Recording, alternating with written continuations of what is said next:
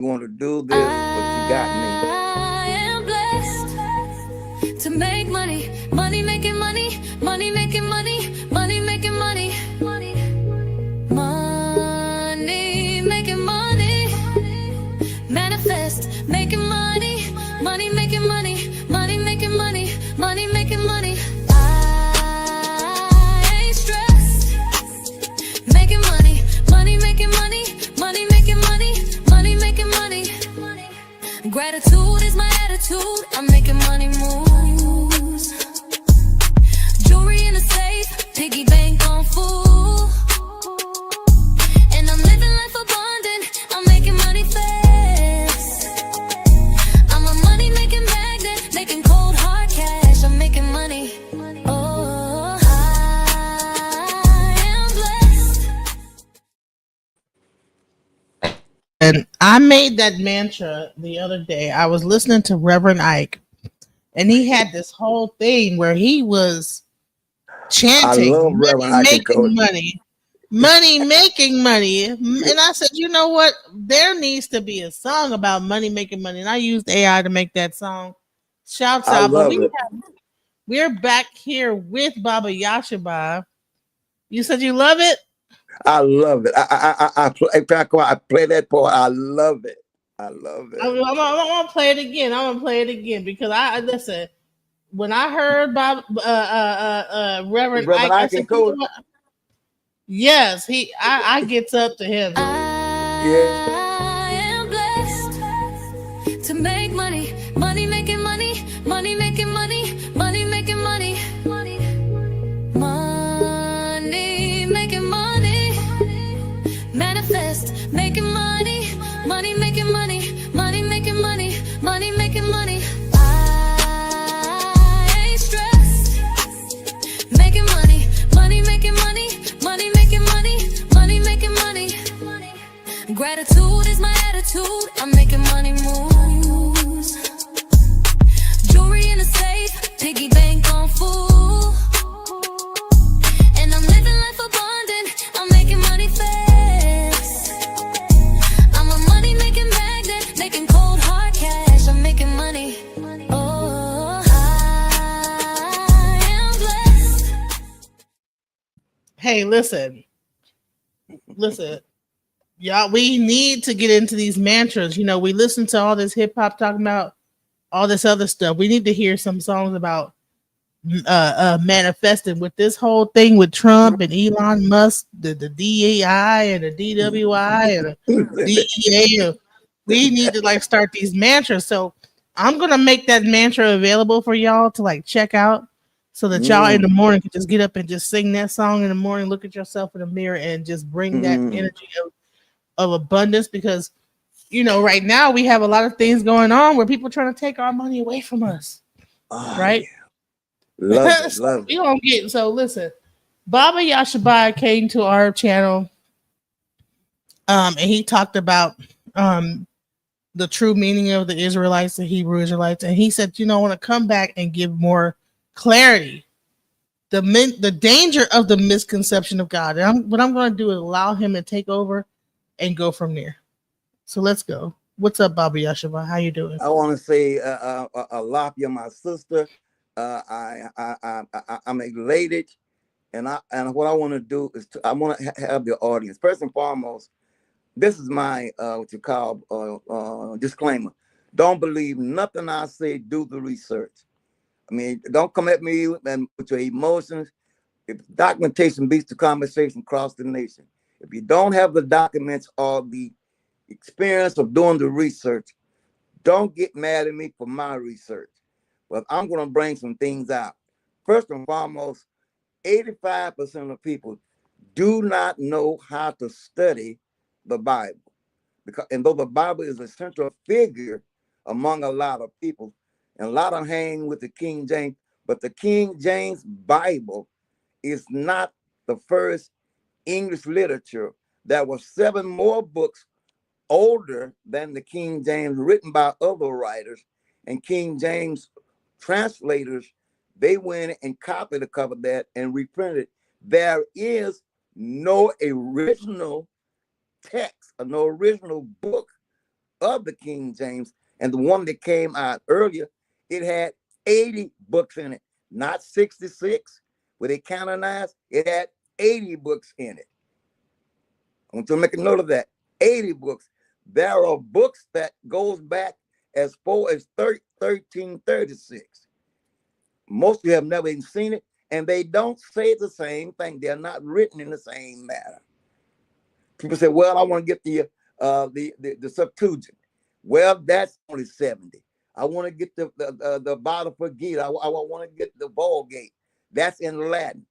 But remember, majority of the people today hangs on the King James Version. And what I want to say to people, do you not realize that King James that we holler about, first book he wrote was in 1592. It was called the Book on Demonology. It was a book written on a thing called demonology. Sister Monica, if you can pull that up, first of all, and King James never saw the 1611 or the 1613, neither did he put his seal on it. You can see my little old camera. This is, let me get this thing to work. You see the royal seal? This book was on demonology, on witchcraft, the mystery, the mythology of religion, the whole thing. So his first book was written by King James, and the only book was written in 1592. And some people, well, they want to make him black. I don't care what you want to make it, but if you're trying to find this book for authority, you're looking at a man that was into demonology. The only reason that they wrote the King James, you can look it up, was that King James was trying to unite Scotland and England, and he wanted to marry the Queen of Scotland, but the Catholic Church wouldn't allow for it. So he created his own book. You can look it up. Is that an original, not the word original manuscript, other than what we have? I wish we had a couple other people, because we're gonna need some help, because we got some stuff for you. So buckle up. Now, I said some things at the last time. I came to solidify with documentation. So, Mark, you tell me when you're ready to share, if you want to. If you happen to have that information. Then there's a book written called The 30,000 Gods Before Jehovah. So when you say God, that's a generic term. My question to you, what God are you talking about? And the ironic thing, sisters and brothers, unless you have the proper tools or the proper reference, you'll think that God is just one. That is not true. That is not true. And I'm going to try to take my time and give it to you. And then if you have anything that you want rebut, you can rebut. But let me start out by like this. And I heard Sister Monica's beautiful debate with the brother who was in these emotions, and he throwing all these things out here, and he don't have a clue. First and foremost, if I must say, Moses could not have written the book of the Torah based on chronology. If you look at am I moving too fast? I feel like I'm moving too fast. But no, you're good. Go ahead. Go ahead. Go ahead. The problem is we study these things literally out of emotion. But the young man kept saying allegory. The other week we let you know that the first 11 chapters of the book of Genesis is myth and legend. We also told you that the oldest book in the Bible is the book of Job. And I want to solidify that. My first thing is, it says books of the Bible timeline chart. Books of the Bible timeline chart. Remember, you want to study the Bible from a etymology, chronology, and language. In this, it's called Bible Wisdom timeline. It plainly says, the question is asked, what is the oldest book in the Bible chronology? In it, it said that the book of Job is the oldest book? Look it up online. It says, ask the question, what is the oldest book in the Bible chronologically?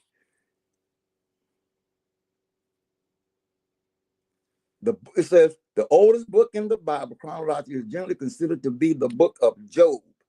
So Job was neither Israelite nor Hebrew because the book is older than the book of Genesis. When was Genesis written? According to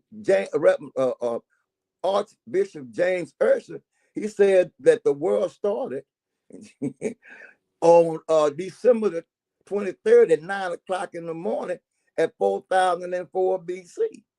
Please write that down because we have to use that to prove that Moses could not have had anything to do with, because when I studied with the rabbinical order of which I want to call them white or whatever, they said that the priesthood attributed to Moses. Moses did not have anything because he wasn't even born. Where is it in scripture where Moses sat down with the angels with paper and pen and wrote down all of these things that we claim is in the Bible? It's called the Torah. Moses could not have written the Torah. So we run around on a fabrication, giving credit to a man that wasn't even born till he went into allegedly till he went into Egypt. So how old is forgive me for laughing. I mean, think about it. If Genesis is the first book, but you find out there's a book older than it, so now we got a problem. Remember, look for a historical timeline, or look for then look for the etymology of certain words. Certain words did not exist at that time.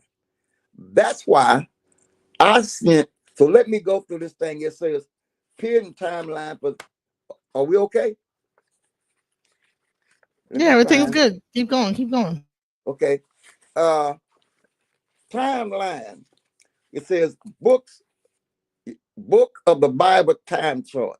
It says Genesis was written by Moses between 1446 and 1406 BC. Come on, people. Exodus, written by this is what it is, written by Moses, 1446, to 1406. Leviticus, written by Moses, 1446 to 1406.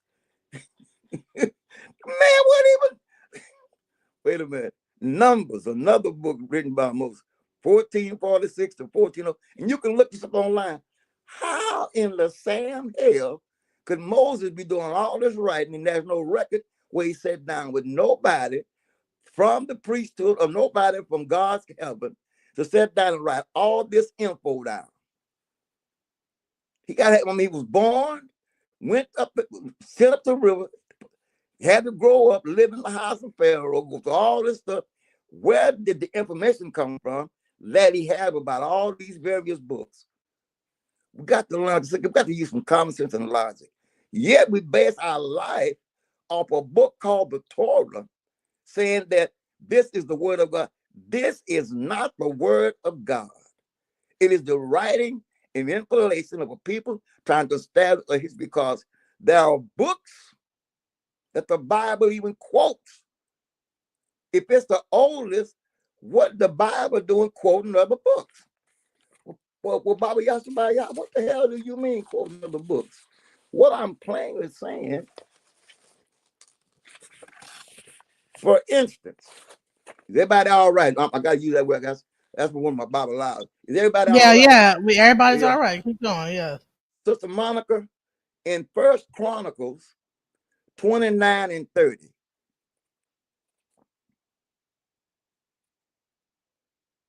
I want to use the book. If you ask the thing, when was these books really written? The timeline will not match up. Remember, people, the world started in 4004 BC. So you got to count down from 4004 BC to then when you get to Abraham, all it. So 4004 is a basic number. So if these other books were written in 1446 to 1406, Exodus written in 14:4. Here we go. What you got? Okay. It says, as the event of kings range from the beginning of the end, they're all written in the record of Samuel the seer. Where in your book is the book of Samuel the seer? Where in your Bible do you find Nathan the prophet or the record of Gad the seer? Where are these books in your Bible? Remember, the Bible's quoting other books, yet they're not in your book. You call your King James. Where is the book of Gad? Where's the book of Nathan the prophet? Where is the record of Gad the seer? Here's a good one. Go to Numbers, the book of Numbers, and get me Numbers 21st or 21:14. Now I'm out there coming out the Bible. Numbers, I believe it is 21:14.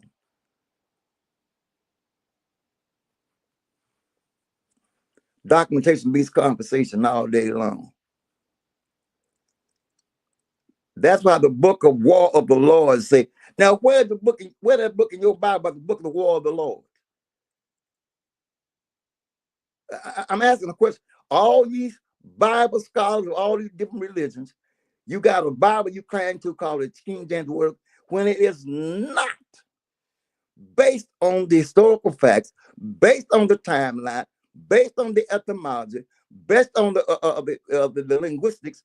So how can you claim these things when the book you say itself is from God? No attack, just fact. Don't get mad at me. Get mad at the people that taught you that was not well informed. Or prove me wrong. I stand to be debated and prove wrong. Because this is in your Bible. This is your book. And the best way to debate anybody is take the book that they believe in and show them the error in it. There's a book called Biblical Allegories.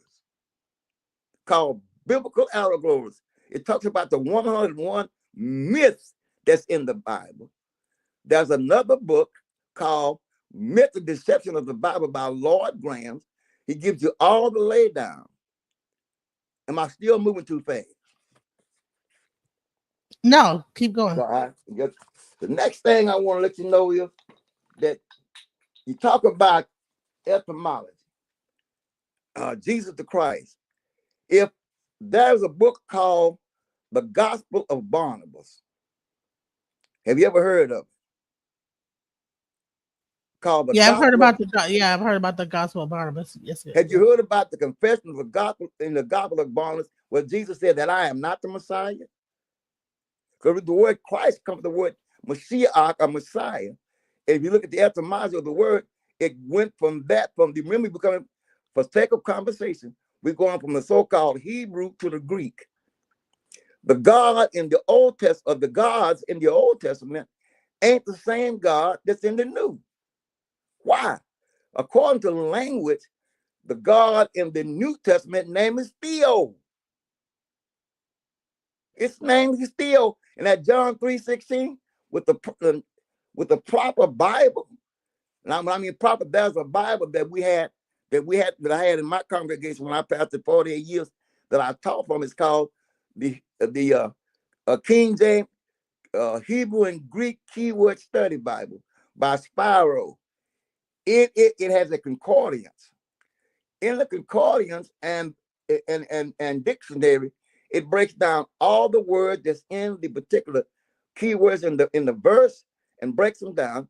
So you can understand the language of that day and what it meant and how it was translated. Remember, we dealing with translation and mistranslations of words, because there are some words cannot be translated out of some languages because there's nothing that is equal to or compared to what the definition is in the original language. Therefore, they create a definition. And that's the problem we have. We say the word G-O-D. Most Jewish people, white, do not use the word G-O-D. They omit the O. They use the word Elohim or El Shaddai, Adonai, so forth and so on. The young man said that they say that the Hebrews said that God of the Bible is only God for the Israelites. That's not what it said in Deuteronomy 33:26. He said, I'm the God of Yasharon. You're going to tell me that Yasharon is the metaphysical name for Israel? That's bullshit. That's wrong. I don't use it. Because if I go to Habakkuk 3:3, let me slow my roll. I'm excited. Let me slow my roll. Because some of y'all ain't getting this. So let's go to what I've asked you to look for that you have that you can show the brains up to speed. And I'm not gonna get in her because you did 6 hours of the day. Maybe I can get 2 hours out of doing. Habakkuk. Huh? Did you say to go to Habakkuk? No, Habakkuk 3:3. How do you spell it? Habakkuk 3. Habakkuk, HAB. Hold on a minute. Habakkuk 3:3. You don't have a regular Bible and at your disposal, these sweetheart. You No, probably you got one in your house, but and no, that's I not because don't. I have one. because would you run by Kmart and get you? No, don't do that. Habakkuk. How It's, do you spell Habakkuk? is it HAB Habakkuk HABAKKUK All right. HAB Okay, so let's see. Is this the one you're talking about? Habakkuk 3:3. Yeah, God came from Tema, and the Holy One from Mount Paran, and His glory covered the heavens and the prey and filled the earth. So where did God come from? God came from Taman, the Came from Holy One Tema, from Mount Paran. Mount Paran, and Is Mount Paran is no Mount Paran over there is out of South America. These are the holy ones. Well, then if you go to remember if you go to Deuteronomy 33, it talk about Deuteronomy 33, where they talked about God shining from Seir, and He brought with Him 10,000 saints. These are the saints that came from Paran. Go to Deuteronomy 33, and let's start with verse 1, 2, 3. Yeah, you got it. You got it right there. The Lord came from south and drawn. Okay, you see at Mount Paran, it's the same one. It came with 10,000 saints. They was called the Holy Ones. That is not Israel.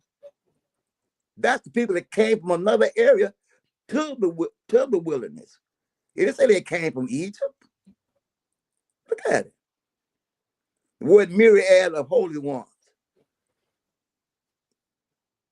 And the funny thing about it, beloved, is that if you look up the etymology of the word, and there's a book called Metaphysical Bible Dictionary. It's called the Metaphysical Bible Dictionary. And if you look up the etymology of the word Israel, which was been given to Jacob, that word means to struggle with or against your maker. Yasharon does not, it means the upright ones. So how you gonna struggle with and be upright? And as I told you other week, what was the name of the angel, what it took place at, and why was he able to wrestle this angel all night to almost daybreak? It was not God. So what was the angel's name that did all this? And it says in his pioneer, that meant that Jacob was sleep because they later named that as a particular place. The question you have to ask, now, we done brought out a few questions already. First and foremost, Moses, according to itself, could not have written the Torah. Next thing is, if the Bible is the oldest book, as some say, why is he quoting other books? There's another book that the Bible quotes. It quotes about a book called, I think it's in Samuel, it talks about a book called Yasher or Jasper. It said, it's written in the book of Yasher what really happened in the Red Sea. So you ain't got the whole Red Sea story. We have a lot of things running, and the material you're working is incomplete. Not only count the missing 14, there's about 50 more that the book don't even mention. If you don't have all the information, how can you get a correct understanding of the book if some of the major pieces is missing out of the story? Please help my ignorant self out with that. And I passed it 48 years, and a lot of questions could not be answered. You want to take the book without proper instructions, because it was called the Book of Confusion for 200 years. You was not even allowed to have it in your possession, or you will be killed or beheaded for having it, because it was Wait, not. so you're saying that people that had the Bible were not allowed to have the Bible at all? They were not allowed to even touch it, let's not have it. You were beheaded. That's why a lot of the guys that when they did write the so English translation from the Latin, they were killed. For instance, that was a guy by the name of William Tyndale. William Tyndale. He wrote the Bible. He wrote a Bible for the English people. William Tyndale. Look him up. William Tyndale. I'm trying to get this data together. Yeah. William Tyndale. Remember, there are 7 books, Bibles, that written long before the 1611. His name was William Tyndale. Let me see if I don't want to travel there without documentation. That's him right there. William. Then you had another one written by that's William Tyndale. You've got to let's do a little timeline here.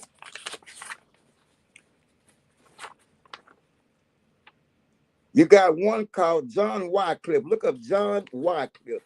Let's have roll call. Roll call, y'all. Roll call on these Bibles. John Wycliffe. Let's start with John Wycliffe and walk it down. John Wycliffe. The first English translator of the Bible was written in Oxford. John Wycliffe. We got Wycliffe. All right. Then you got we just did William Tyndale. Coming up next, we have a guy by the name Miles Coverdale. Myles Coverdale. Coverdale. And let me give you the timeline for these guys wrote these books.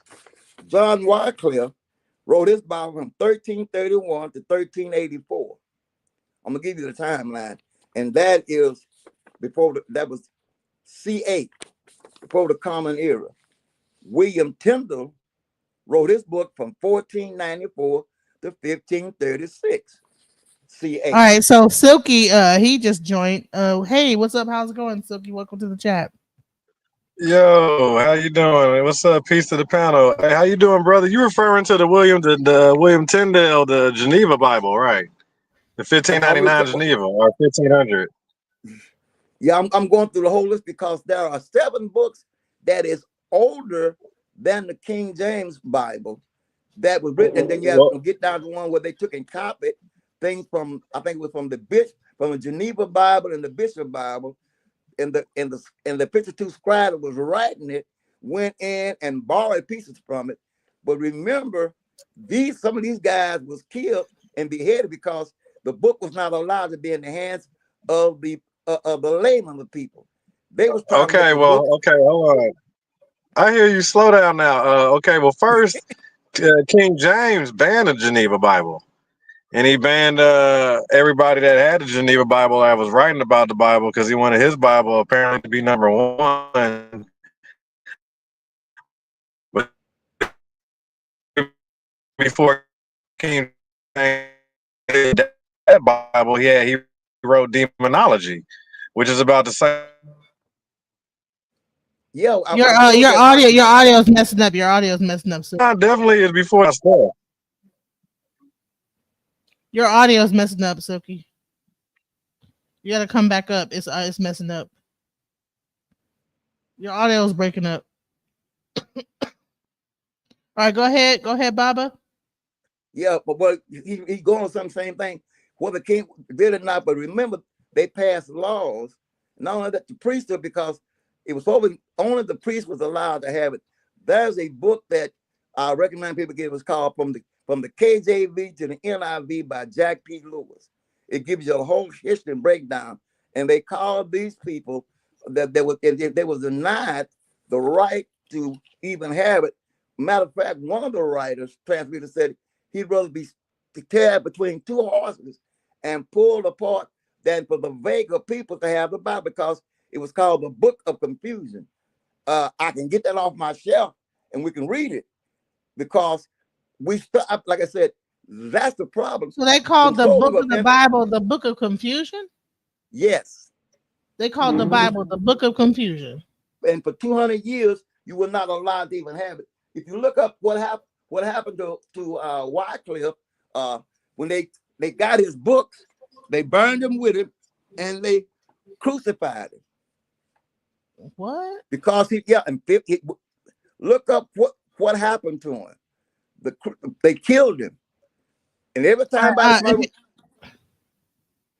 Silky, if you're talking, I can't hear you. Go ahead. I think I'm muted. Go ahead. What are you saying? Yeah.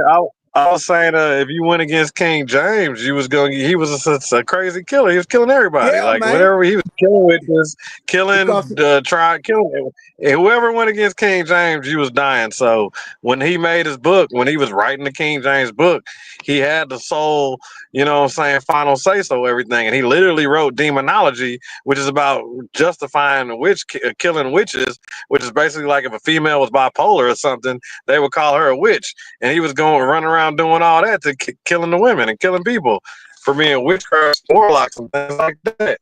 So, and then he goes and gives you demonology. Yeah, to justify his witch killing, and not to mention he killing people for a Bible. In here, it talks about him being able to. And then Shakespeare pops up about a little bit after that. Yeah, he says witchcraft and necromancy, possession, demon, all these things. He wrote about these were written in 1592. 1592. Now, so that means he wasn't around, but the priesthood went around killing because they wanted to establish, almost like our old boy 45 or 47. I'm going to take away the power of communication. So whatever I say, they can't go back and check against it. We're going through the same thing now. When I'm telling you, I have the documents, I have the books in my shelf. The original 1611 has in it 80 books, not 66, and it's written to the Occidental Star, Queen Elizabeth, in her honor. Let me get that particular book, if I may. So I don't talk without documentation. All right, Silk, I just unmuted you. I'm trying to talk to you. Unmute your mic. You still there, Silk?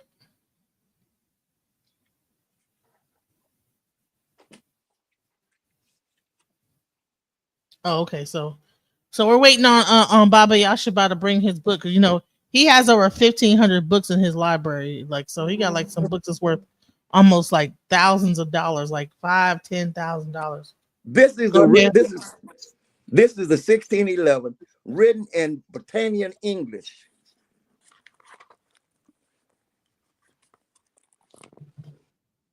Let me get this bad boy over. Let me get it to line up.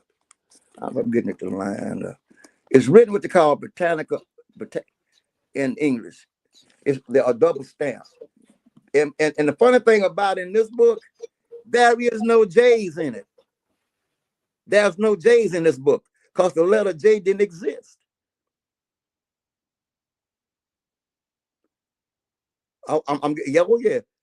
Yeah. And it talks about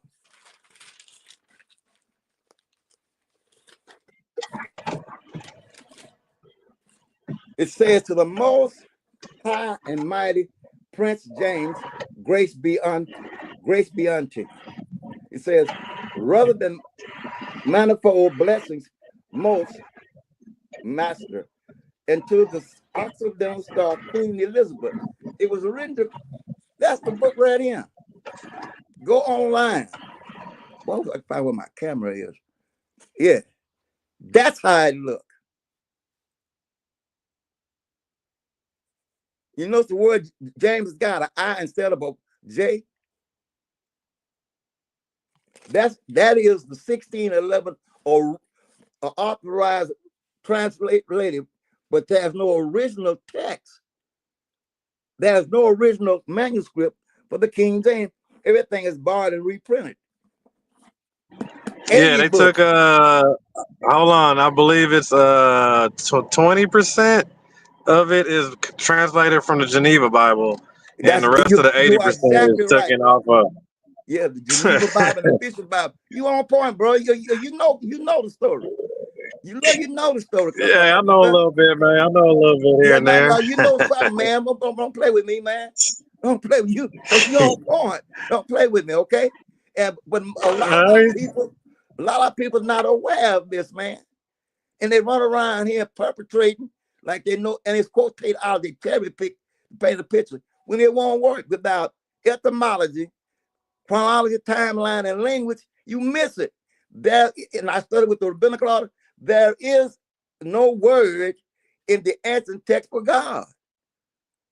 There is no word, because that word was not around, because the Gothic people or Goth created the word. Now, what word was that they used? And the thing about Moses. Now I ask you, how in the Sam thunder could Moses write the Torah when he wasn't even born? And where is it written in your text that he sat down and scribed all this? The only thing he scribed in the Ten Commandments, he broke them coming out the mountain and redid them. So where did all this shit take place at? I just want to know. Help my ignorant butt out. I'm just a crazy old 79-year-old man. Got a case of dementia. Shit. I just want to Yeah, know. me and you both, brother. Me and you both. Yeah, so help me out. But you run around here You with say, all this, you saying where the facades origins on, of the Bible coming from? huh? Are you asking me where the origins of the Bible No, come no, no. I'm from? just Like saying, the I know origin? where it comes from. It came from the origin of the book itself came from the Samaritan text by way of Gilgamesh and other tribes, because these are not the only ones. Every nation has a creation story. Every nation that has a reason has a book they follow. But the Jewish Right. people borrowed a lot of stuff because they were trying to create a history for themselves. So they borrowed a lot. It says Jewish myths and legends. So it's built on mythology, allegory, and what they call legends. So it's So it's not really metaphorical. factual. Yeah, and it's not historical because none of the timeline fits up. And then the thing is, Professor, if the Bible is the oldest, what are they doing quoting other books? What are they doing quoting other books if it's the oldest book? Come on, man. It borrowed from another book, huh? I know, Yeah, man. right? I mean, come on, man. Hey, that's pretty good. That's pretty good right there.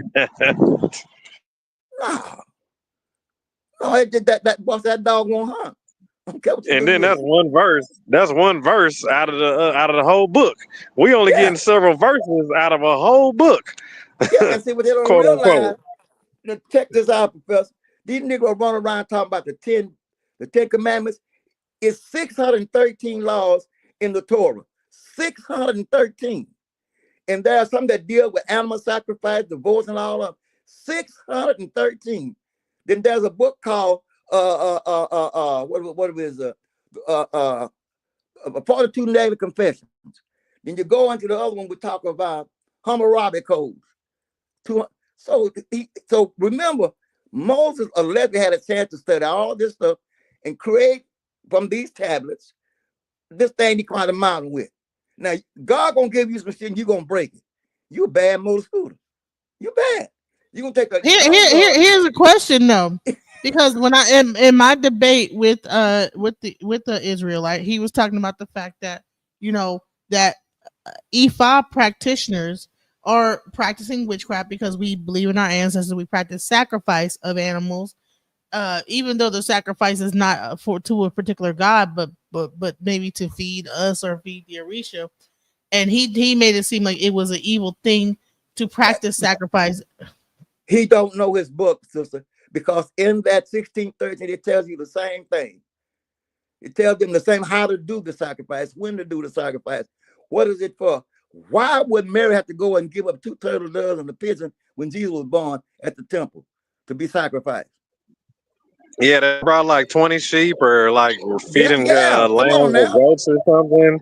Right, wasn't it? To Wait, You on the know, yeah. first day of I Christmas, mean, my true love gave to look. me for my Yeah, king. you can play all you want to. Certain things, they had to go. They With had to a do certain partridge in a things, and pear tree. God dang it. yeah, but not only this, so if they had to bring in certain sacrifices, why you think in the book of what is it? When they say they pay tithing, you bring anything to the thing for what? They sacrifice humans too, though. They was sacrificing humans, all kind of stuff. They was Look, sacrificing. Professor. The book says that God got so upset with them when he came out of the mountain, he killed 22,000 Israelites there in the desert.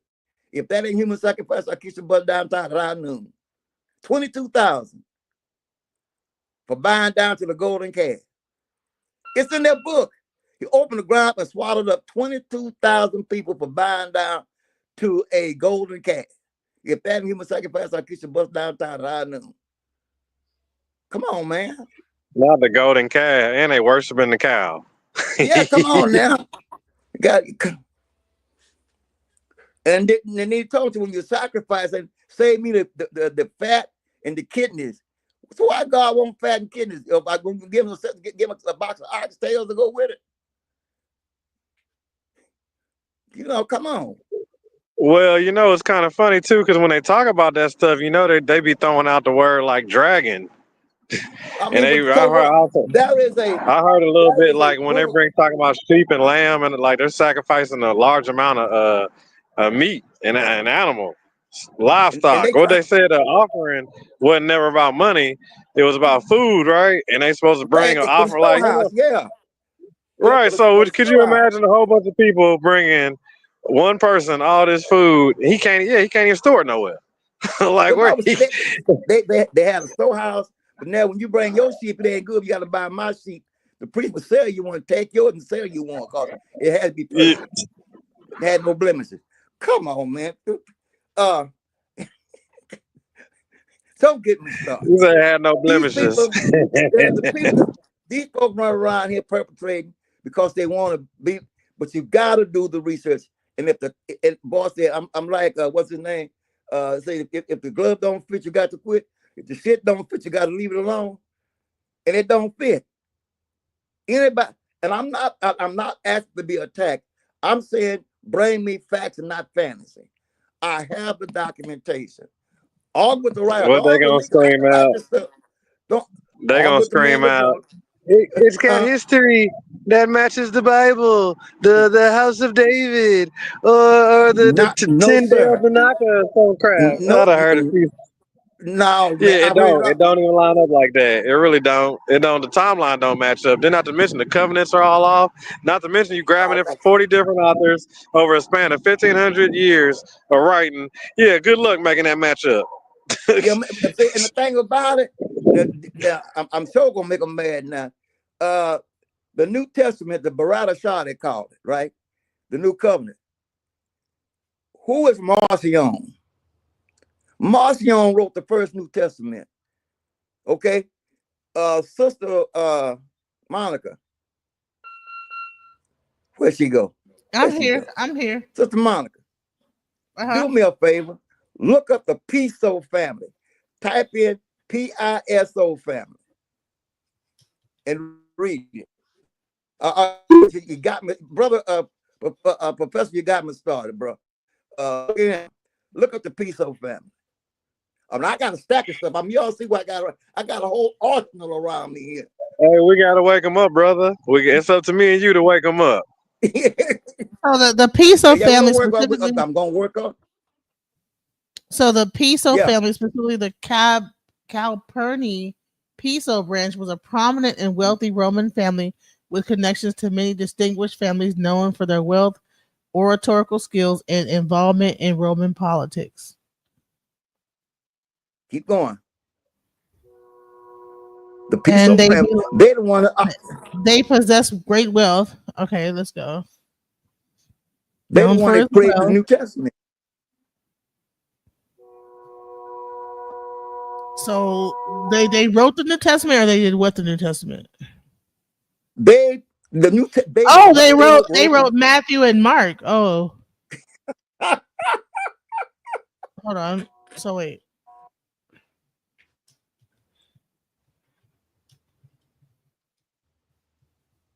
Isn't it funny that Jesus came from Judea, but he had English speaking disciples? Matthew, Mark, Luke, and John. But this man came from the tribe of Judah. So they're trying to say that this is a conspiracy. They call it the one Roman Piso theory is a pseudo-historical theory of origins of Christianity. States that a conspiracy well-education Romans, the Piso family, wrote the New Testament, particularly got the Gospels as social control mechanisms. Its advocates call it the new classical scholarship, but no one takes it serious. Not even Acharya bought into it. Okay, but then let's use their book then. First and foremost, if you did Jesus, was Jesus a Christian? No. Okay, but in order to prove that, you gotta go. You know who that name came from? It was the niggers there at Antioch that created the name for the white boys on the isle called Patmos. We called them Cretans, and they took the word and made it Christian. When you say I'm a Christian, you didn't say I'm a Christian. You said I'm a Christian. So the word Christian from the word Cretan, Cretin. When you look that up and post it up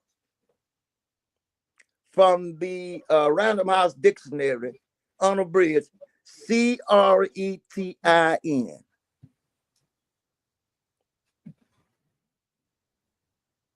But a Cretan was considered a Cretan. That's a French word.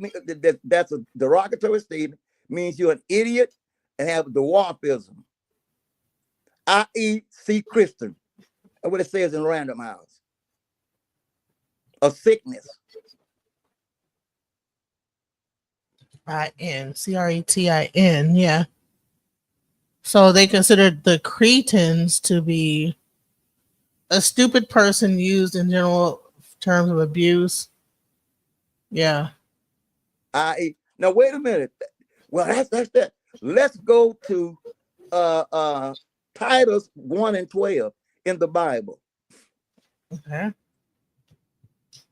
We can do the same thing they do. I'm good at it. I passed it along and I know the book.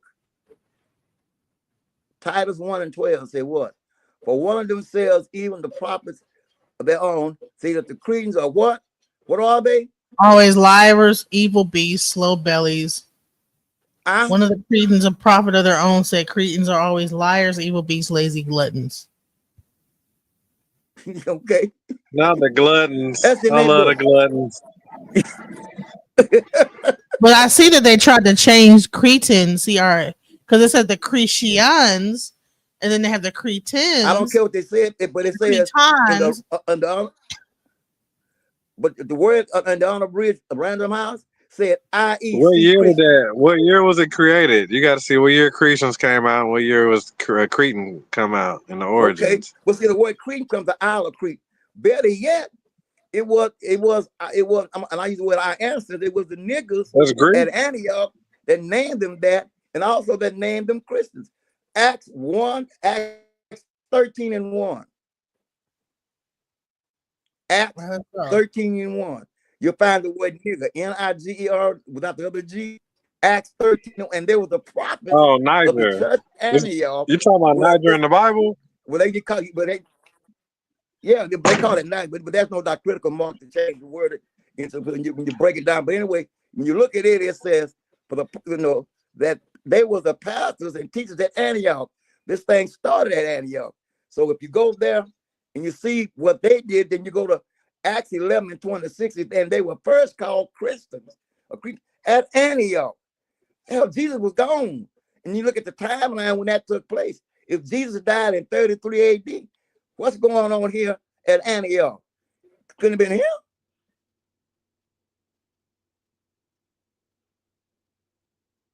You see my point? So what year was this supposed to be? The Antioch. That's what I'm talking about. You got to look at the timeline of the year. You have to go in the timeline when that book been written. And we're talking about AD and not BC. That part. And then wait a minute. That ain't it. Now, as I spoke earlier, this may make them mad, but I didn't write the book. But in Matthew, the 16th chapter, verse 20, when they was called out, this guy that we call Jesus, no attack, said, I am not the Messiah. I'm not who you look for. And in the book of Barnabas, the 94th part, so let's say, deal, he told him, you have greatly erred. You've been deceived. Jesus strictly ordered the disciples, telling them that he is that what? That he is the Messiah? No. Jesus strictly ordered them disciples not to tell any man. So something's missing. So don't tell anyone that he was the Messiah. So why not? He ordered his disciple not to tell anyone that he was the Messiah. That's Matthew 16:20. So why would he do that? What he scared of? He's the Son of God. He sternly warned the disciples not to tell anyone he was the Messiah. Why? I mean, he's like, what he hiding for? What he acting? What he? He's supposed to be spreading the word, huh? Yeah. Now go to Luke 9:21. He got pissed off. I'm talking about these things people grab and run with and don't understand what it is. And you run out with this and you have not done your research because you run on emotion, not on knowledge, with understanding and knowledge. And then when you deal with that, and we'll get in that in just a minute.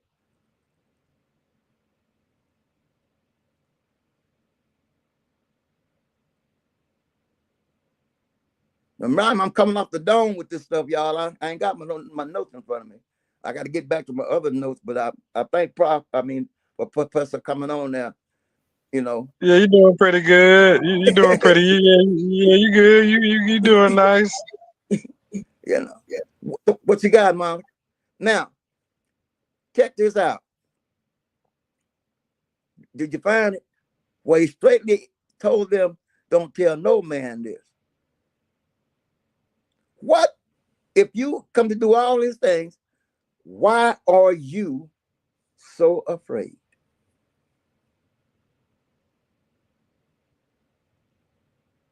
I think it's let me see. Let me go get my book because I got about 15 Bibles, different ones. I'm gonna pick up one of these bad boys. And let's see what we got here.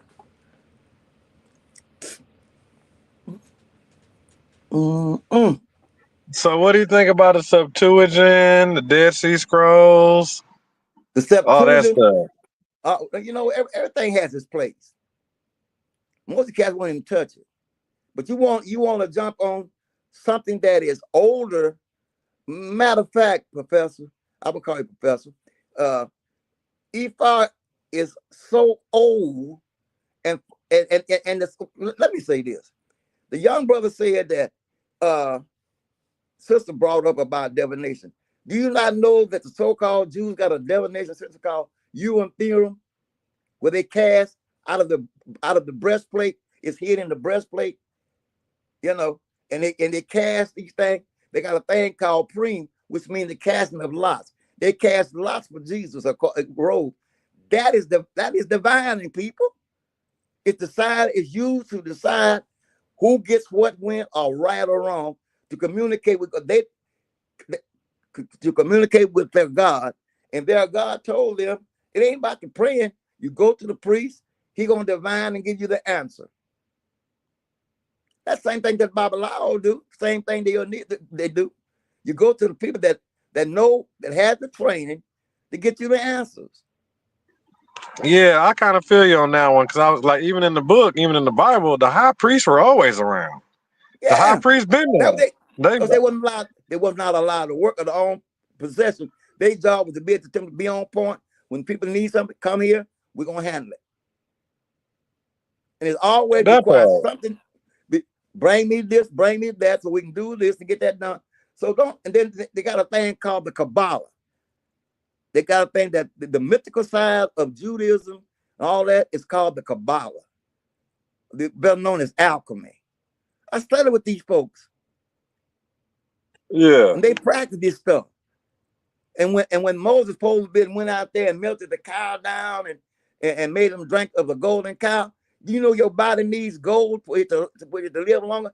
That's why they didn't age so fast in the wilderness. That's why they was not sick, because they was drinking the gold, water off the gold that was being melted, and they do that up in China today.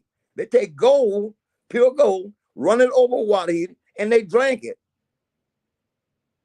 Did you all not know that? What? No, we didn't know they was eating the gold. I know they could use it for Man, a they lot of take stuff. no, but gold is a part of your minerals in your body. You need gold, Yeah. and we don't get it. What Look they it put up. gold on? Chocolate? Yeah, Gold is man. Look, you can. They salt. take gold, pure gold, and they run it over water, and they were drinking the water.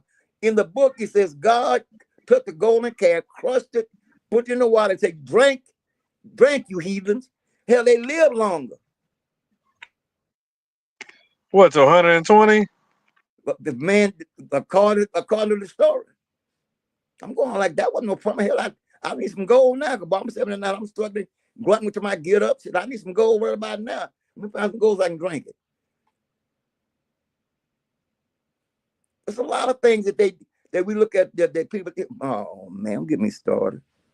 You gotta go 24 karat gold. Just throw it in some water and just drink off of that every day.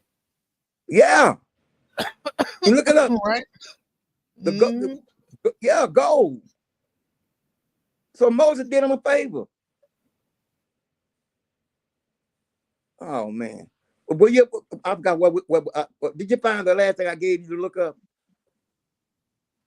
Which one? I went to Luke. Yeah, it should be one in Matthew, Mark.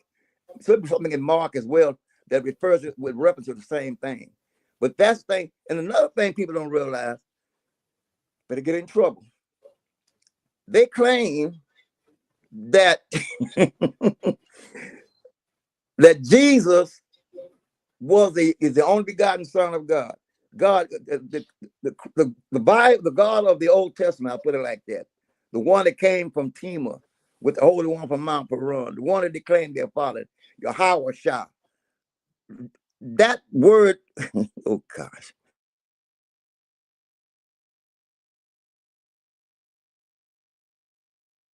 Oh. Go back. That particular event. Where? Okay, your sound is off. Say something again. Yeah, my son called me, and I think it interfered with Okay, the it's back. sound. It's back. You good? Go ahead. Yahweh Yeah. Shah. Go So ahead. you say they got Yahweh Shah, and all these things. These are words that came up later on. These words did not exist around the time when we were trying to find identity. Remember, all these groups that are coming up are groups that was it when we as people of color, from indigenous from this land, was trying to find an identity because we had so many different names. We were everything from Negro, Chicaboo, Afro American, It's supposed to be off African Hebrew American, and the Greek, right? huh? And It's supposed to be the off Hebrew, but we're in trying the to get an Coptic identity. language. But like I told her, there was no such thing as a Hebrew in the word, because the word came from the word Hebrew, which means he that crossed over. That's all. That's not a people. That's like they shipping these folks out here now. Get the immigrants out here, close the border. That was the same thing. But the odd thing is, check this out. The odd thing is this: Abraham is mythology, according to the text. It's an allegory. They don't want to hear that. Yeah, because it's based off of morals, based off morality, right? Yeah, well, and the thing was, it's in their book, Galatians 4, 20, 21.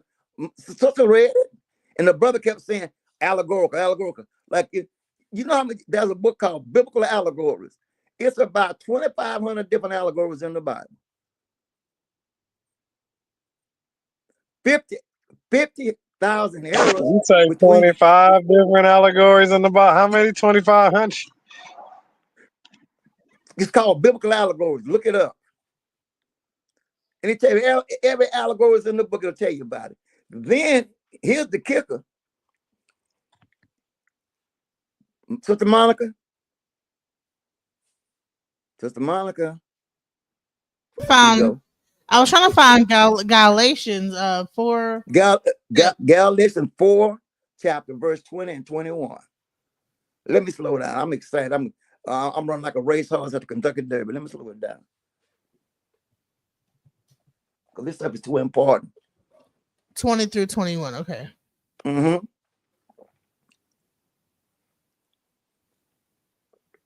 Is this the one where Paul expresses a desire to be with the Galatians and changes tone as he's perplexed by their situation, or just something different? He says, I desire to be with you, Galatians 4th chapter, verse 20 and 21. Okay, here we go. I would like to be with you now and to change my tone, for I am perplexed because of you. Now, hold on a minute. See, y'all reading them revised versions. I want the old KJV, the one the Negro used to before they would come out with the NIVs and the New Modern and the Parallel. You got to go get that old stuff. So it reads the same way it read back in the old. Use the Geneva. Go to the Geneva 1599. The King James 1611. You want that one, and then you want to bring up that Now let's go to work. That's when most folks got. All right, so hold on. Here is the one right here. I desire to be present with you now, and to change my voice, for I stand in doubt of you. Tell me ye that ye desire to be under the law. Do ye not hear the law? 22. All right, let's go to 22. Read the full chapter.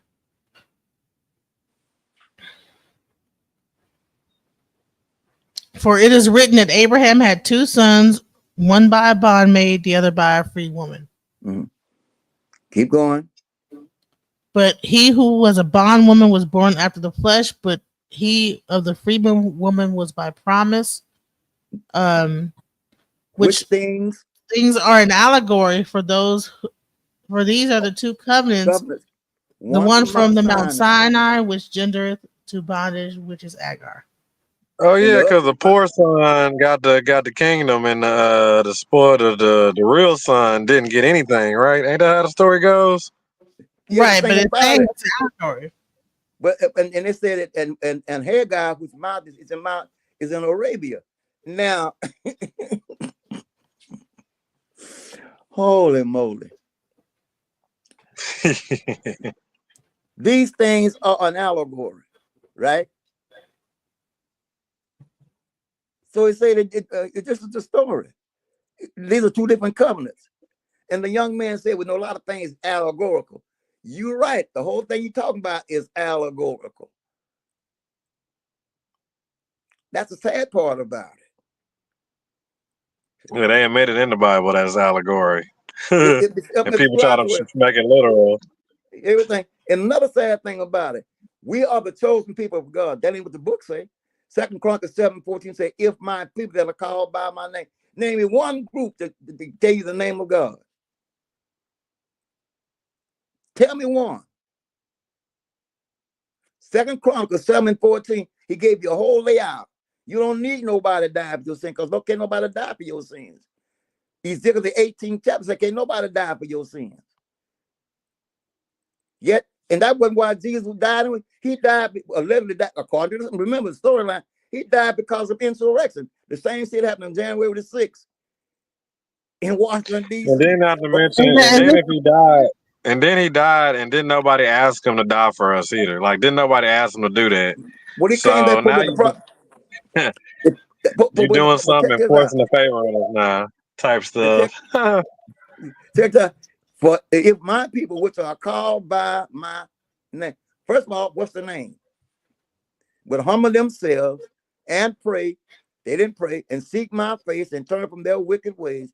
Then will I hear from heaven, and I will forgive their sin and heal the land and remember them no more. So why die somebody? Why somebody die if this is gonna take place? But remember, that are called by my name. It ain't Israel, because they was named Israel by the angel to Jacob. So Abraham's name was never Israel. None of his sons ever was named Israel. Yeah, that, huh? And the closest thing to it is Ishmael, which means him who God heareth. Was it ever Israel and El? Yeah. But no, it was Isaac. It was Isaac and Ishmael. Then the And next thing, Ishmael is Muhammad, right? Is the Quran. well, the Muslims claim that because of Hagar, Right. but the word Ishmael is mostly used among the Muslims. But that means the word Ishmael means one whom God heareth. The other Well, one see, that's means another one. thing. In the Bible, they got Muslim stuff in there. Like they're talking about temples, they're talking about turbans. Whoa. The same folks that gave them the Bible gave them the Quran, because I can prove you find the same characters. Now, the Quran came in around 620, 625 AD, which is after the Bible. But if you got many of the Yeah, same you're right. characters, Yeah, you're right about that one. The yes, Quran is definitely a runoff or spinoff, but it's pimped right. out too, though. They pimp it Yeah, too. and the thing about it, in the Quran, in Surah Al-Baqarah 43, it says, remember thee, O children of Israel, how I chose you above all nations. It didn't say, oh, Muslims. So if you got a Quran, look it up. Surah Al-Baqarah, chapter 5, verse 43. Come on. And was not Muhammad married to a Jewish woman? Heck, that she taught him how to read, claimed that he could not read. The one Now that I don't know how to look up the surahs now. I know. I don't know how to look up. You said Surah Al Baqarah. I don't even know how to look that up, y'all. I know, because you have to have a Quran, and it goes under the cow, and you have to have that. That's why I tell people all the time, and I don't want to come trying to cut my head off, but they got the Quran, and I like, because they're well disciplined, and they are dedicated. Christians are not, they're not gonna do anything, you know. And especially with these guys, it's no You way saying the stuff like Quran that. got better followers and they a little more Well, peaceful. and they're more dedicated, because now you got a different group that follows a different particular set of rules. You got one that deal chariot, some deal with the Quran itself and the hadith and all that. But then you got the so-called Jews.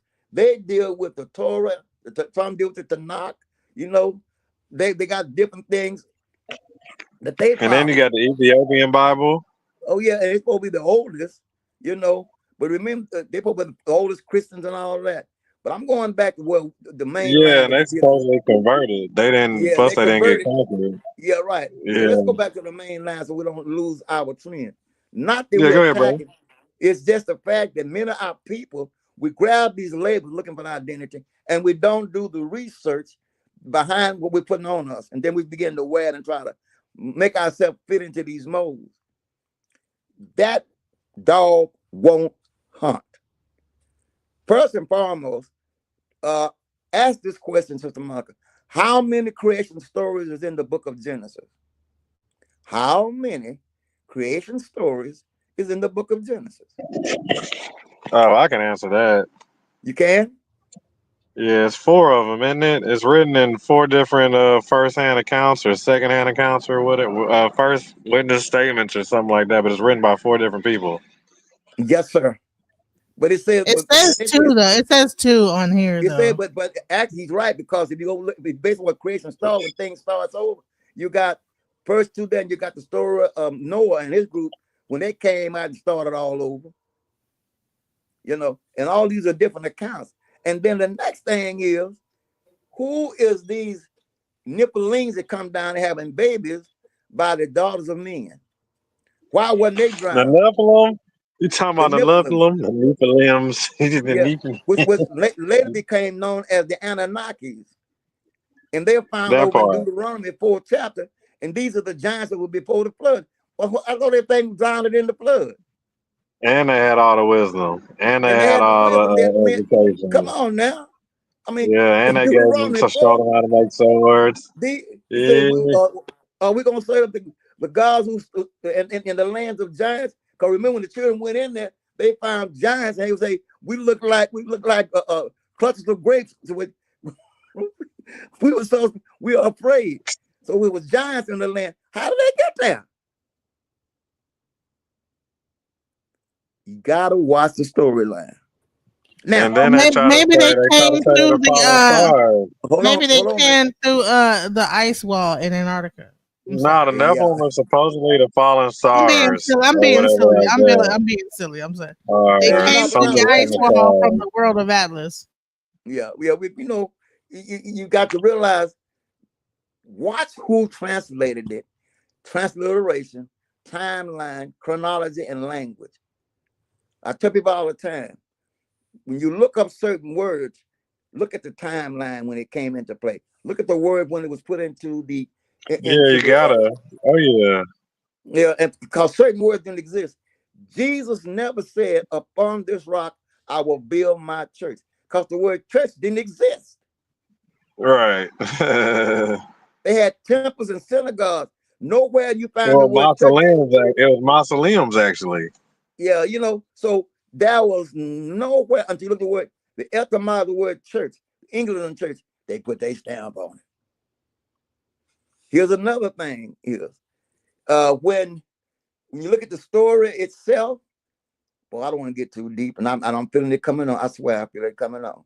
Because I don't want them people trying to find me to hang me on no tree because they mad because they shit ain't stuff ain't holding up. No, man, you giving them the straight information, bro. They can look at, hey, all they got, you good. Don't even worry about that. Just Man, keep give it to the people.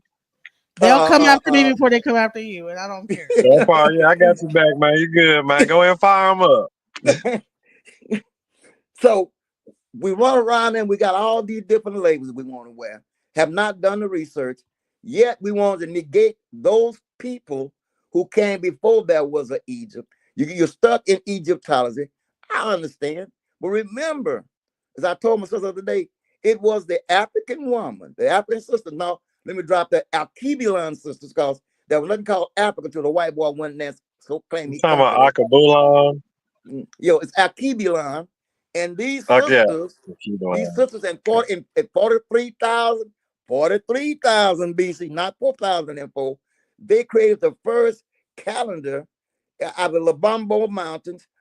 They used the moon cycle, the menstrual period, and they notched this baboon fibula to keep track of the days for agriculture, for harvesting going on. Because they got tired of losing their husband to the lions and the shit was eating them up when they went hunting. The easy go hunt for meat today and get ate. So they come up with a system so they quit losing their husband called agriculture.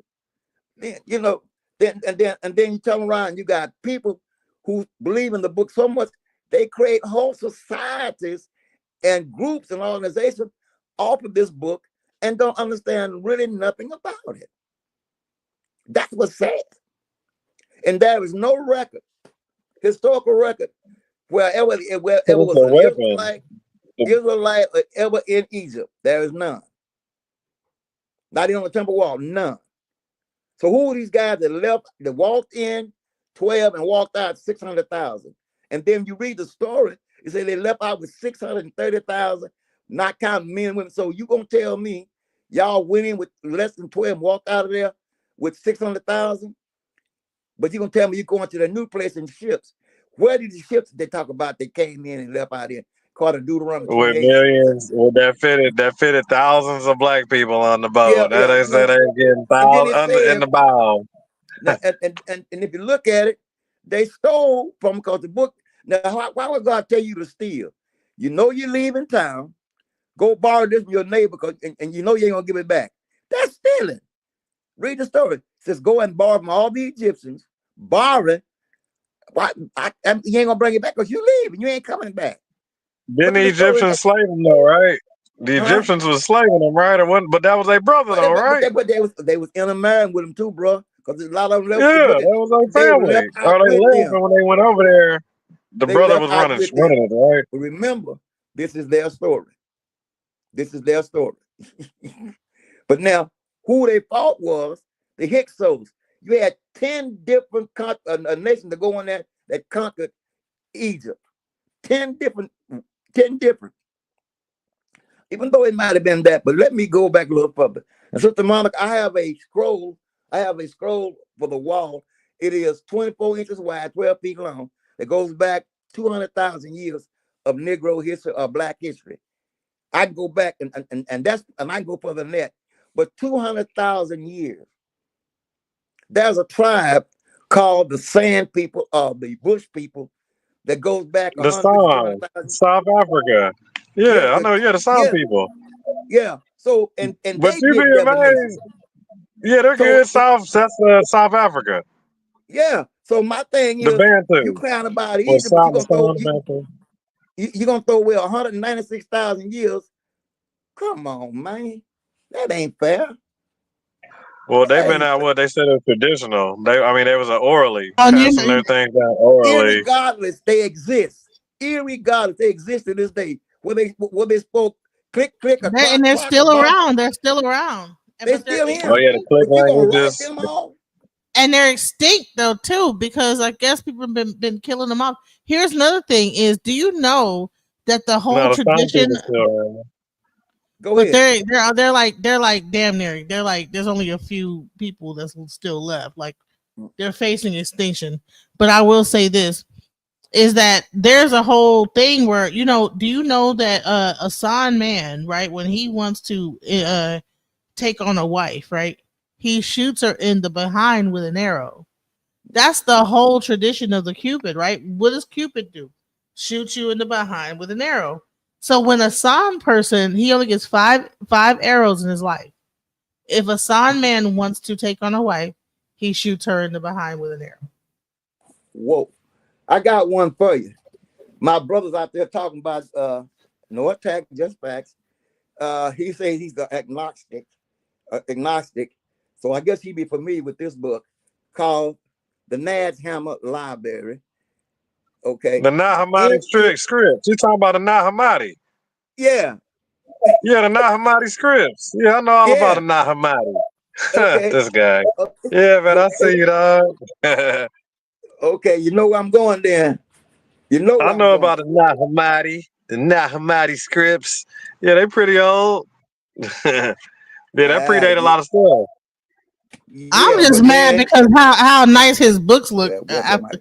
I know these books are probably like about 30 years old and they look just so crisp because my books look You can terrible. research all that stuff, but I feel you. But no, I'm saying my books look like horrible after like 10 years, and his book probably like a way older than mine, look like crisp and brand new. And I know those books are older than mine. Yeah. He keeps his books crisp, honey. Those books are Yeah, you got the still cosign. glossy. And you know it's funny when you talk about the Bushmen. They call them the Bushmen, and then they also with the people of the sun, and they say they got the glow and whatnot. And when they talk about Adam and Eve, they say they was in the forest and had a glow. In the book of Thomas the Contender, in this book, it said the book of Thomas the Contender. Y'all know who Thomas is, Doubting Thomas. The Contender, the seventh and of the last uh, thesis in the Kodak, two of the Coptic Gnostic Library from Nottingham. It is a revelation dialogue between the resurrected Jesus and his twin brother Judas Thomas. So the brother had a twin. So Mary had one baby, she had two. That's why he The saw him in plot one place, he thickens. saw him in two You places, said Jesus because had he a had a twin? twin. Yeah, a twin. And Jesus it's in had the a But twin. book, of John, it said that he had a twin. The word dynamus don't mean that he doubted. The word dynamus is the Arabic word for twin. Thomas means twin. He had an identical twin I saw him in Galilee. Well, no, I saw him in Jerusalem. Because he got a damn twin brother. what? I No, mean, I do. hold on. Wait a minute. Where did John say that? Wait, Yeah, Jesus you gotta had pull a that twin script up. brother? Hold on, we gotta bring that Yeah, up. we need that verse. We need that verse. We Jesus need had that a verse. twin brother. Okay, John what? John. In the, don't play with me. Please don't play with me. Wait, John. What was the verse of John of Jesus having a twin brother? Okay, we gotta get into What this. verse is that, brother? In the book in the Bible, I think it's in the book of John, where they all came together, And you know, it called him Doubting Thomas. Let me they call the word is Didymus. It's not doubt, the word is Didymus, which means twin. So let us go to the book. It means twin in Hebrew.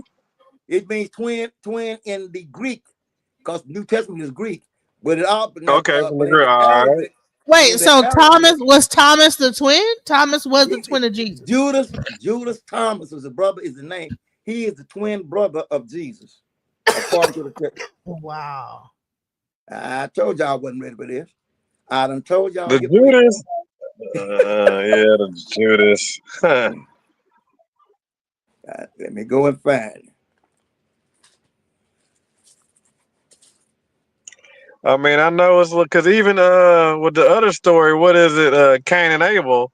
How Cain and Abel gonna populate the world when it's two men? Well, what the deal about that, and I get in that later. Thank you. They He's had I'm gonna get in twin sisters. there They had well, each one of them was born with a twin sister, Lily Watt and later. another. What? And so the deal was, it was not about the fruit. Uh, Who? Lillian? they had twin sisters. Each one had a sister that was born. They born in pairs. Cain got mad because he wanted to marry his sister because she came with him, and Adam and Eve didn't want them to do that. They wanted to mix them up. So the fight came down. She was born with me. She's mine. We're gonna swap them out. So that's what the stuff came. It wasn't about the offering of the fruit. That's all the other stuff. We can get in that in the book of Adams. Okay. Yeah, we got some stuff to discuss. Let me get it so I can find this. Yeah, hit us with this verse. We need this Thomas verse, this twin Yeah, verse you said. I'm going after it now. Just bear with me. Yeah, gotta cut my light on now, because oh man, boy, these people. Hold on a minute, y'all. Be patient. We can do 6 hours. We can do it. Oh, it's in the Apocrypha too? And it's in the Apocrypha text? No, this is I'm dealing with the one they run around with it. They don't understand. Doubting Thomas, and he died. The Apocrypha is hidden, right? They didn't get Oh it. yeah, Nobody really had the Apocrypha books. yeah, but see, like I said, I'm looking at our standard, what they use, because a lot of them don't use the Apocrypha. They go, let me see if I can find it. It's 20, John 21 something. While Thomas, the apostle, is known as Doubting Thomas, the idea that he was the twin brother, okay, of the book of John, okay, 24 verse. Thomas, one of the 12, called Didymus. Now here's the word Didymus. Write this down: Didymus.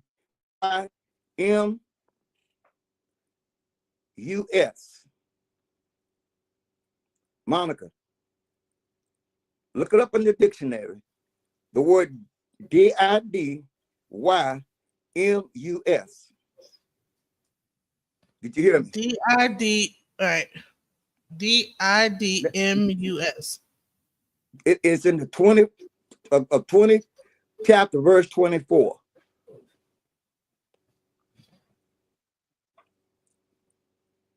Didymus meaning.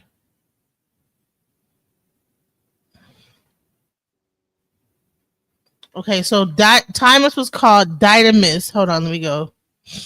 All right, so Thomas was called Didymus, meaning twin in Greek, because the name Thomas itself is a translation of the Aramaic word meaning Tiome, which also means twin. Twin. Whoa. And then you have the whole yeah, right. But have this right here that early question.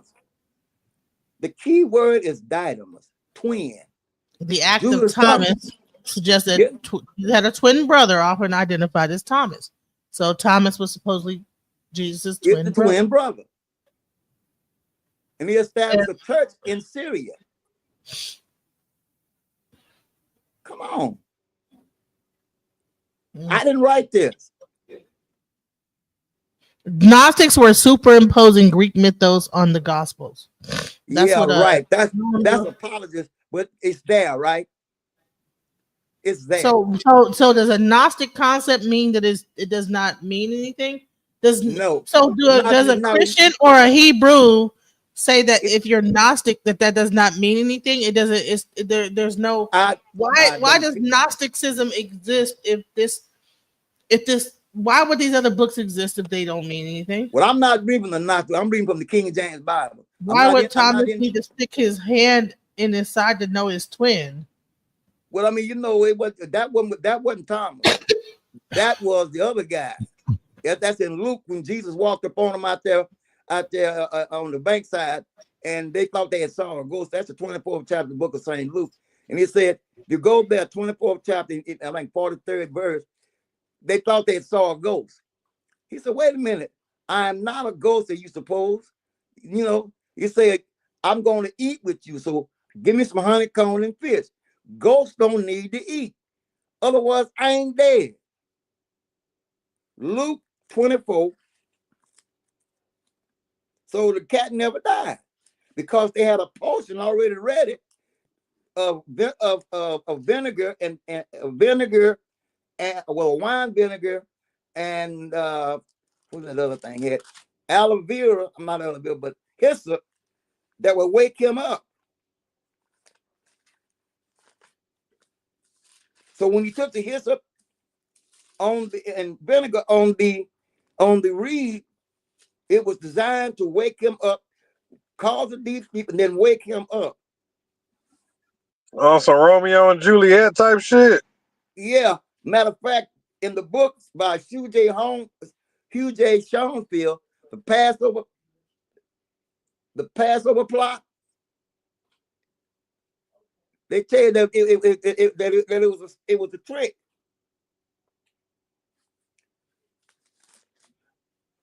See, the resurrection. Now I know all this sounds crazy.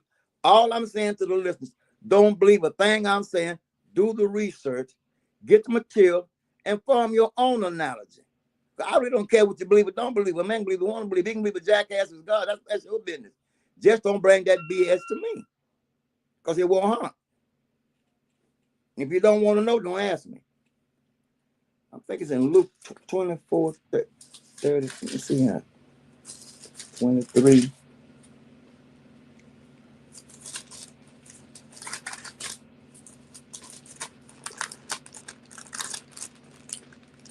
Let's see some here.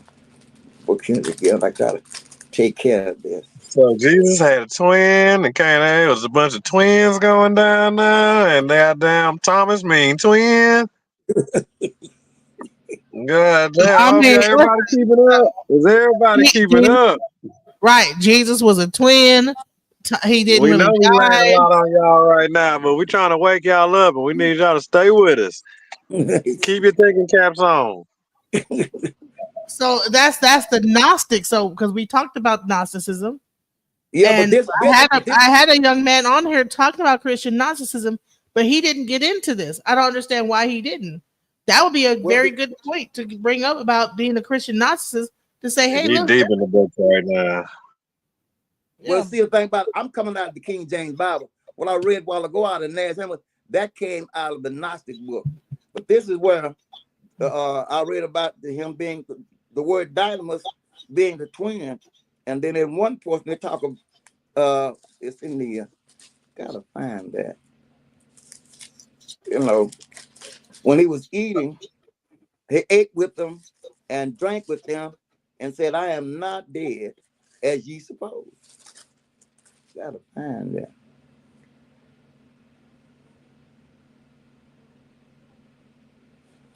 Gotta find. See, I'm way with where I wanted to be at when I started out with. Okay. Oh, brother, you want to get back on track, man? that's You know, if the you book. want That's the book of Acts 2:24. Huh? to. That's the book of Acts 2:24. No, I'm in Luke. It's in the book of Luke where Jesus went and was eating with them. It says when he walked upon them, and let me find it.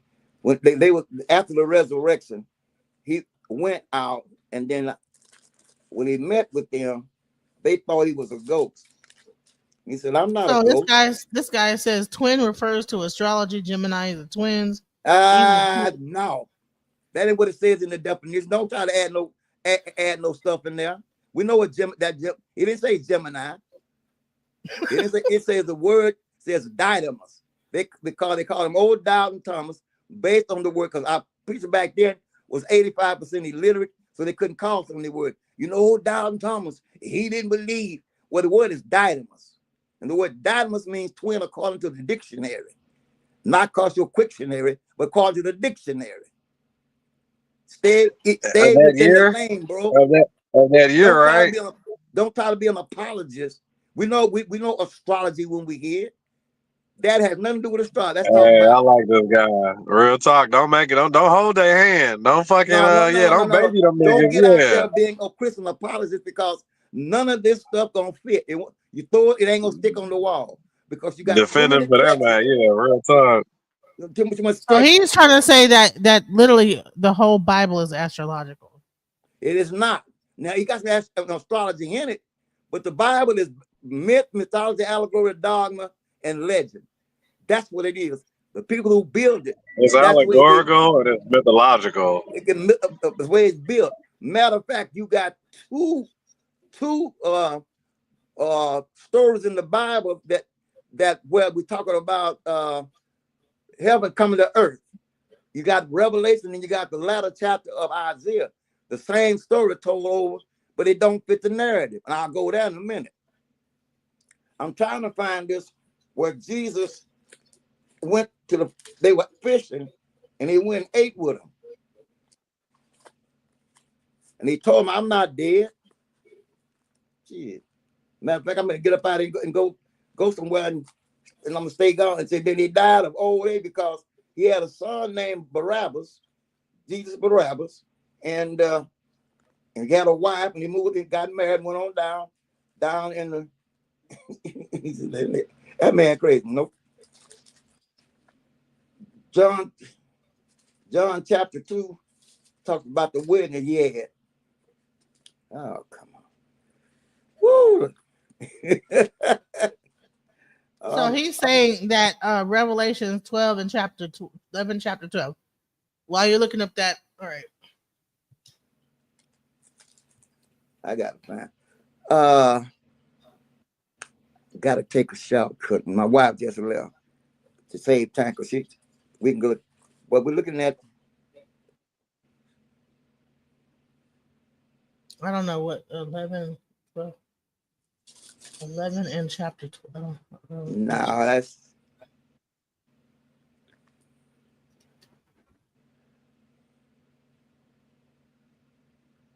honey, that's not it. I don't know what you're. Well, I think I'm there up here.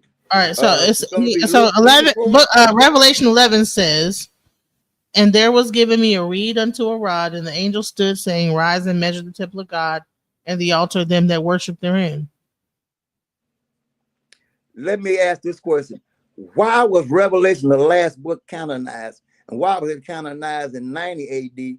The same time that the book John before it was written in 90 A.D. And Jesus supposed to died in 33 A.D. So why it took him damn near 60 to 70 years to write the Revelation? Remember timeline. Welcome to the welcome Zion. So he said read 12:1. And there appeared a great wonder in heaven, a woman clothed with the sun, and the moon under her feet, and upon her head a crown of 12 stars. That's astrology. So if you're looking at from 11 and then you read through 12, 12 is actually going from Virgo into all the way to Sagittarius, and I can prove it.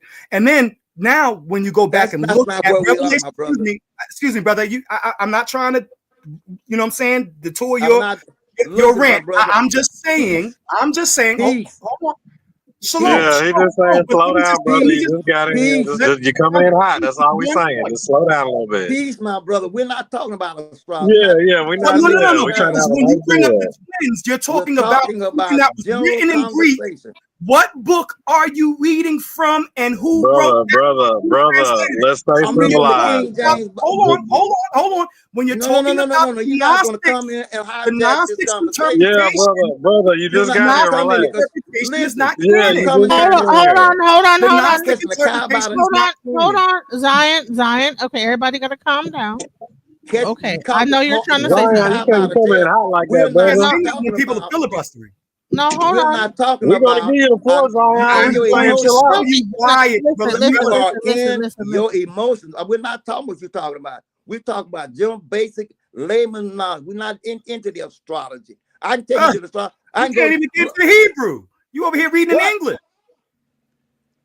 My brother, Go can to the you speak Hebrew. Go to Hebrew? the Hey, Why? Zion. Wait a minute. Listen. Why are we even Hold on on, this? Zion. This is an elder first and foremost, Zion. No, I don't Okay, worry we're about him not. respecting his elder because these are the kind of guys I have to deal with. But he's got the car by the tail. He don't know what a conversation is. He coming talking about astrology. I can take it to Job chapter 5, verse 9. It talks about Orion and all that. That's in the book of Job. I'm not talking about astrology. We can get into the astrology. We're talking about everyday people believing in something they do not have a basic understanding of. You might speak Hebrew, or is it Paleo, or is it Babylonian, or is it Yiddish? Because that's another problem. And the translation alone will change the meaning and definitions of the language. I ask you, my brother, where is the Yashabiyah found in your Bible? What book? I'm dealing with everybody to deal with. And 6.9 billion people don't know nothing about about no Hebrew, because there's no such thing as Hebrew, because the Hebrew is not a language. It is a thing that means one that crossed over. You created a language, you put two things together. The word Hebrew Israelite, the word Israelite came from Jacob, that was given by the angel. That is not what, and God is not, he's not a Hebrew Israelite. What is God's name? What is the name? What is your God's name? Job will Hebrew say his means name is, one that crossed over. yeah, it means one that crossed over. The word from the word Hebrew from Mesopotamia, it is from the Mesopotamian language, and he says it means he who crossed over. Sister can pull it up. We got a lot of fabrications and stuff Oh, put that boy together, on fire right now. but it will not fit the narrative. Next thing is, why would God take Abrams and put an H in the name, make him Abraham, and then his name was Abram? Because the book declares that the first 11 chapters of the book of Genesis is Jewish myth and legend. They borrowed this stuff from Easterners to create a language and a history. We're chasing another man's whoop cookies, want to be ours when we're much older. We go back 200,000 years. The Jewish people, the late comers, they are Gentiles. Don't get me started. 350K. I understand your 300,000. emotional, and this is what I Yeah. went into. But you cannot take your emotions and override common sense, logic, understanding, and research. Read, research, and review. Our problem is we won't get excited because we're still trying to find an identity. And half of the stuff out there is somebody's opinion and idea, what they think it ought to be. I'm not talking about astrology. I'm talking about everyday layman's belief system that's got us jacked up, and you know what the hell you're talking about.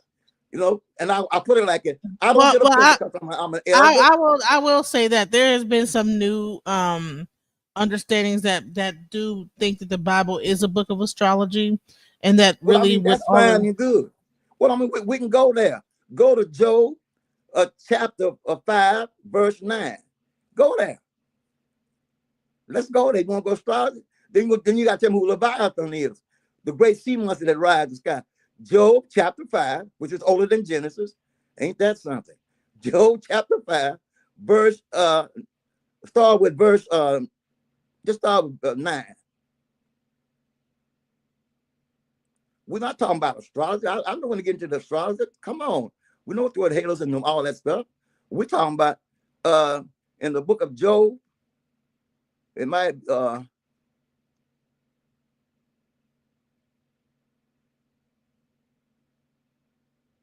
book of Job, King James Version. It might be, it talks about Orion, the Pleiades, and all that. Uh, let me go on my book here. Job. But I understand we get upset. Yeah. But it's nothing to get upset about. You didn't write the book.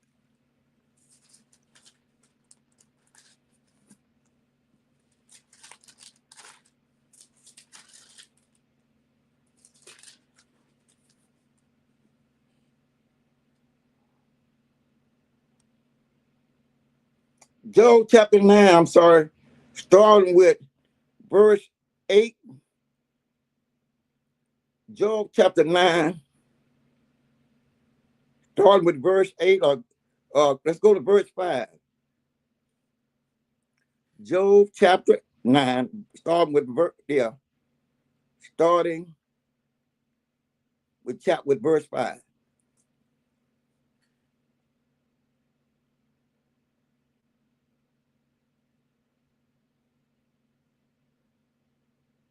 Would you please read?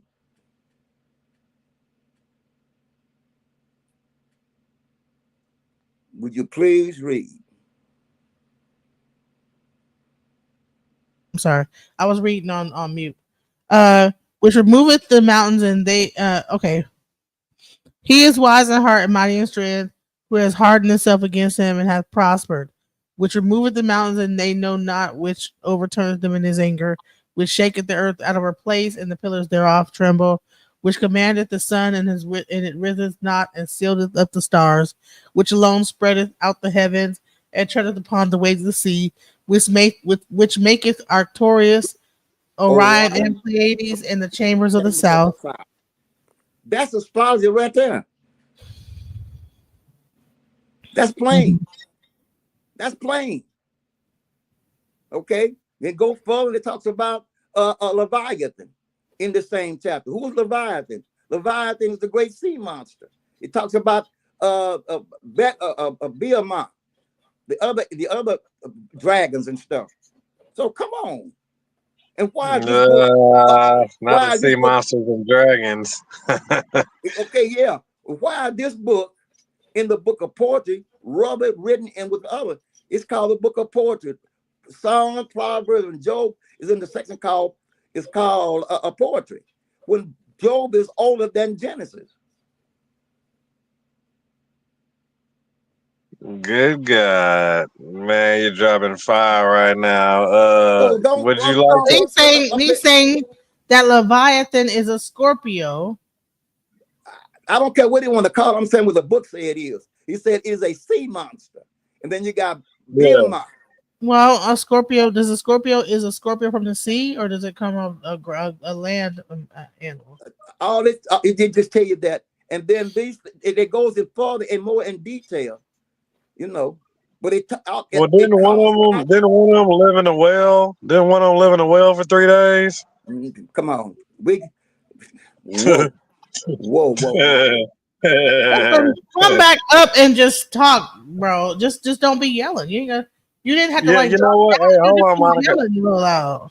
Monica, we're gonna get that man the floor. We're gonna let him come on here and ask whatever questions he wanted to ask, and let him get out his point of view. We literally gonna give him 3 whole solid minutes in pure silence to state his case and ask any questions for the elder or one of us or whatever he like. We're gonna be respectful. Tell him he need to be respectful. We're all being respectful. We would like for him to come on the panel and give us. Listen. We do have to be respectful. Listen. This is an elder. You know. When a person's like, he's 79 years old, he got like a whole 1,500 thing. You good, brother? You can hop on the panel and click the link, man. We just asking you to be respectful, brother. That's all we asking, man. That's all we can easily have a bill. Yeah.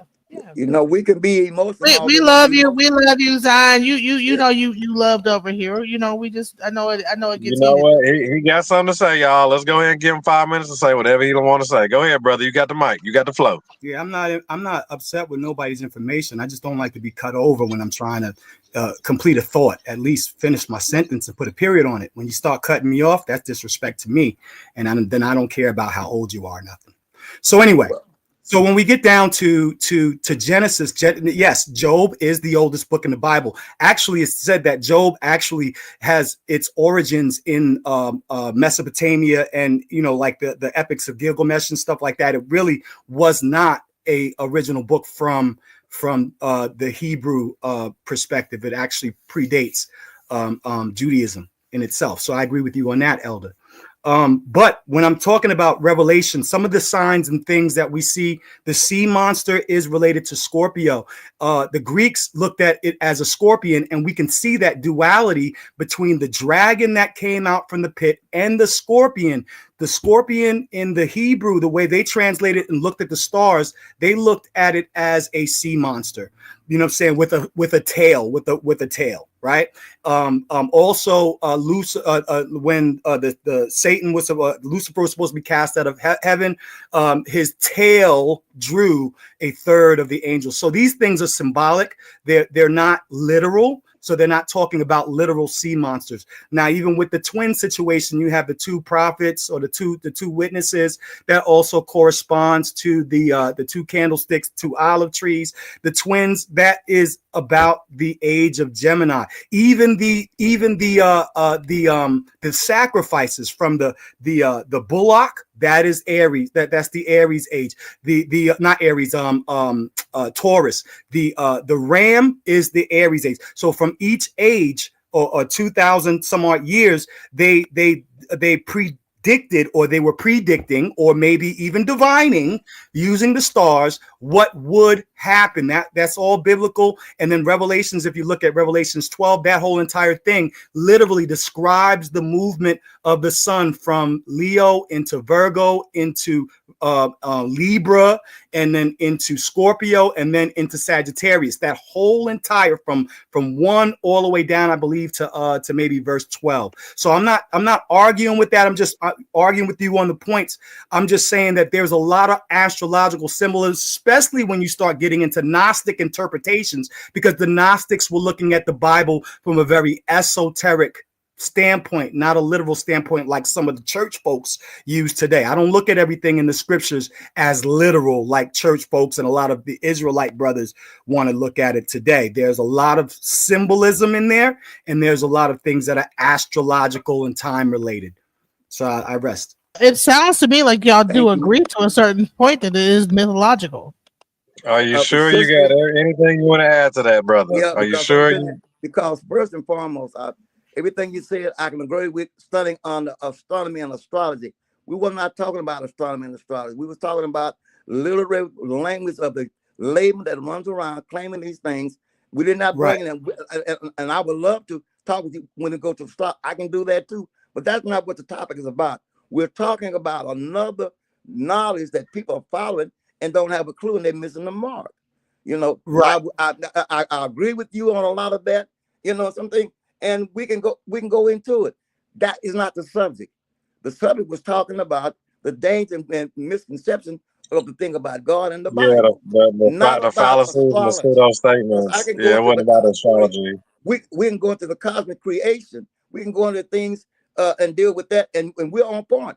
One now, I ask you now, in your astrology, have you ever heard of the constellation of thing called Ophiuchus? Have you ever heard of Ophiuchus? Not in that terminology. Maybe I've heard it in another language or another. Well, Ophiuchus was took out of the astrology because it dealt with the feminine energy, and it's between Ah, Sagittarius ah, and Scorpio, and the sun rises and Ophiuchus for 18 days more than it is in the other, and they skip over it. Look up Ophiuchus in the okay. in Ifa. It's called Osamara, the great rainbow serpent. Okay, that's in Can. Ifa. So And it's a so what? serpent also in E5, that right between Scorpio and the and And it's uh can. it's called Osamara. Wow. Okay. That's what's I up. created I created 13 constellations of Ifa from the Orishas, because when you call on these other deities, you're calling on another man's deity and power. Those are Right. not from Artibulon. The days of the week, they're from another man's mind, and you enforcing them. We have Orishas that represent the days of the week, and we have months that are recognized by Orishas. This Got is you. the month now of Oshun. It's 13 months because it's built after the women's cycle of the menstrual cycle and the cycle of the moon. Your Yes. book said, and that's what the problem is. We're on the wrong table, and therefore we are not following the rules of cosmology or the Right. universe. We're following something that Julius Caesar and Pope Gregory and all them, Constantine and all of them. Yep. Christopher Clavius, all Yep. these people that built this, we're still following another man's out, and we're not following that which is innate to our nature. Right. Okay, but I appreciate you, man. And I love to sit down. I appreciate I you too, brother. love to talk to our young brother because y'all are the new warriors. You all are guys that got to help bring our ignorant people out of darkness to the light. And I will not, at no point, when I sat down, just always without documentation. I've been there. I've been studying this stuff for years. But I'm dealing now with a layman because that's what the Right. problem is. I agree with you on that. I think that people are oversimplifying what's in the text, and then they're reading it as literal when there are things in there that are not literal. They're Right, not literal. and that's the danger. When you look at it literal, you're gonna go crazy. You know what I'm saying? And that's what dragons and stuff are coming out the water and stuff. Yeah, right. And that's the danger because we don't understand the esoteric and the metaphysical of these things. We're so hooked up on Eurocentric teaching and not Afrocentric teaching. You understand? And I'm Afrocentric to the bone. Or I was going to say Alkebulan-centric for the bone. I don't play with them white, because them white boys, I've debated them, and they don't know shit from shine over. Absolutely. Absolutely. I wouldn't say astrology. You could say astronomy because they did use the stars symbolically, though. They had signs and wonders in the heavens, signs and wonders all throughout the Bible. In fact, in Genesis, it says that God placed the sun and the moon and the stars in the sky to be as signs for thee. So when we read in this language, we have to understand that there's some of these symbolisms are all throughout the scriptures. Science and Symbols. There's a book called Science and by Prime Mortal Man by Albert Churchward.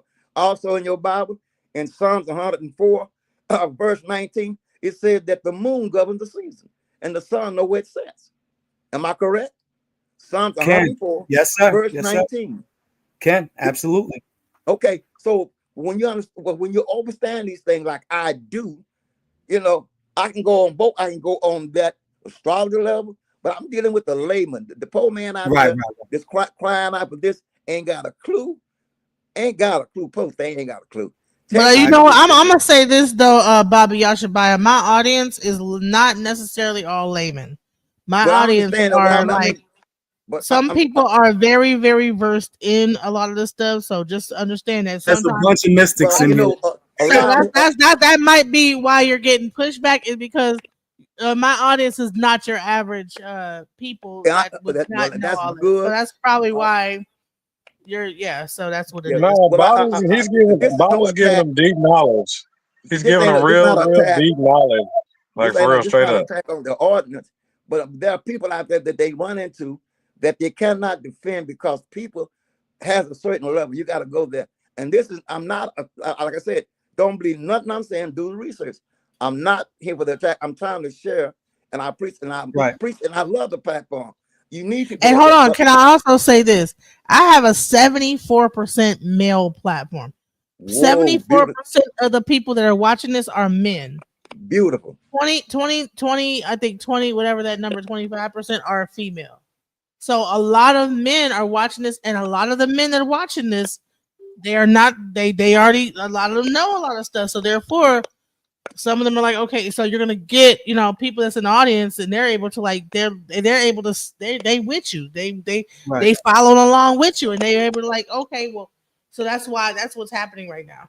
I got a lot of good gems that you dropped. I'm not banging on against what you're saying, but maybe I was understanding that you are speaking to those who are reading the scriptures from a layman's perspective. Then yes, I absolutely concur with you 100%. Even with those twins, what I'm saying, the Esau and Jacob, that's Gemini again. You got Cain and Abel, that the dichotomy between the two brothers, Isaac and Ishmael. Even though they're not twins, they're still representing two male sons, and that still is in line with the Gemini energy. But yes, absolutely, I agree with you, Elder, 100% on that.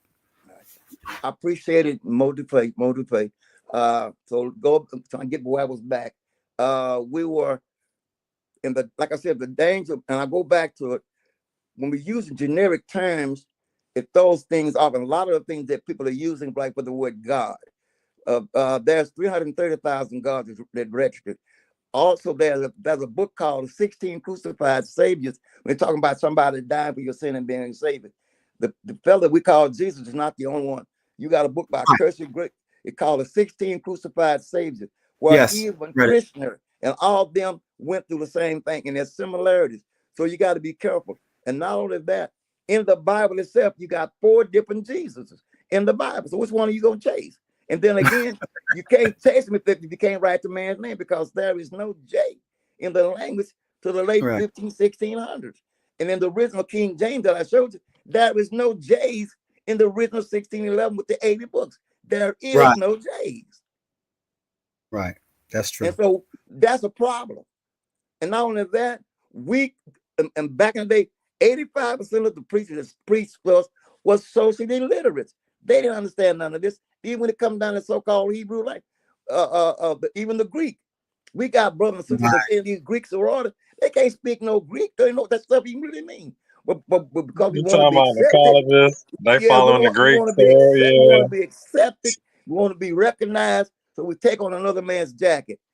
Just cause the cat have babies and them making me biscuits. You can join all you want to. But they'll teach them that outer stuff, you know what I'm saying? Yeah, But they I'm talking won't teach about, them the and actual you run around meanings. here, I'm a Mason, I'm a that. Do you know what that really means? You know, then you go through these various variables, and I'm getting off track. I don't want to get out too far. It's okay, get into it. You know what? I'm gonna say this. Let the conversation flow Okay. the way it needs to flow. Don't worry about being on track. If it's flowing towards you getting into it, let's get into it. Yeah, we can go into the rabbit hole. We can go down there. You don't have to like We can go down- just stick to a certain thing, because Let's like go I said, down the people rabbit hole. people are following you. I'm following you. We can go down the rabbit, and like I said, and then the danger. I tell people all the time, we have to be very careful when you're dealing with these so-called religious texts or sacred texts. You have to understand the origin, the etymology, timeline, and everything the brother said. So I asked a guy, how could Moses, I'm going to ask, write the Torah when he didn't exist according to the timeline that the book said it did, they come in? And most chronology in the Bible are out of sequence. They're not in order. You know, that's a book called the Children of the Dragon. That's in the esoteric knowledge, and that's in a book called the Other Bible. Most folks ain't never seen the thing called the Other Bible. You know, right? The Lord of the Heavens, or what was that? It was also that. You know, here's one called the Other Bible, and it has some of the books. Oh man. I think Enoch gets a lot really deep into Ethiopian the books of Enoch. Then there's a book called the Pseudepigrapha, Volume 1, Volume 2. That book costs about $300 in the 2 sets. Right. Book of Beginnings by Gerald Massey, Organism of Religion by Albert Churchward, and the list goes on. I studied both black and white authors to see where they're coming from. You understand? Right. And then you go back and do your research and you review. And then you sit down and then you look at nature. You have to look at nature. So, wait a minute, that don't line up with that. Something wrong with that. And that's how we have to do this thing. We have to use this. That's for instance, everybody call about God, he, when the word in the ancient tongue is she. The word God is feminine in the ancient. It's not masculine. Even breath, spirit, is feminine. Even in the book of Proverbs 8, it said that wisdom Ain't and God understanding, supposed to be plural? they are feminine principles. They are feminine energy. And in the book, I think it's Proverbs 8 and 22, wisdom say that I was there before the earth was. I was there by his side as one brought up with them. Go to Proverbs 8 and 22 through 32. So we negate that femininity, and that's what's wrong. We too long want to make it masculine. With the Holy Spirit, the Ruach HaKodesh is a feminine. The Ruach HaKodesh, right? Okay, that's in the Hebrew. You're right. You're right. But also in there, we call it Shekinah. With right. So yep. One God made by Sarah, right? Yeah, we can go all in that. But in Proverbs, she said I was there.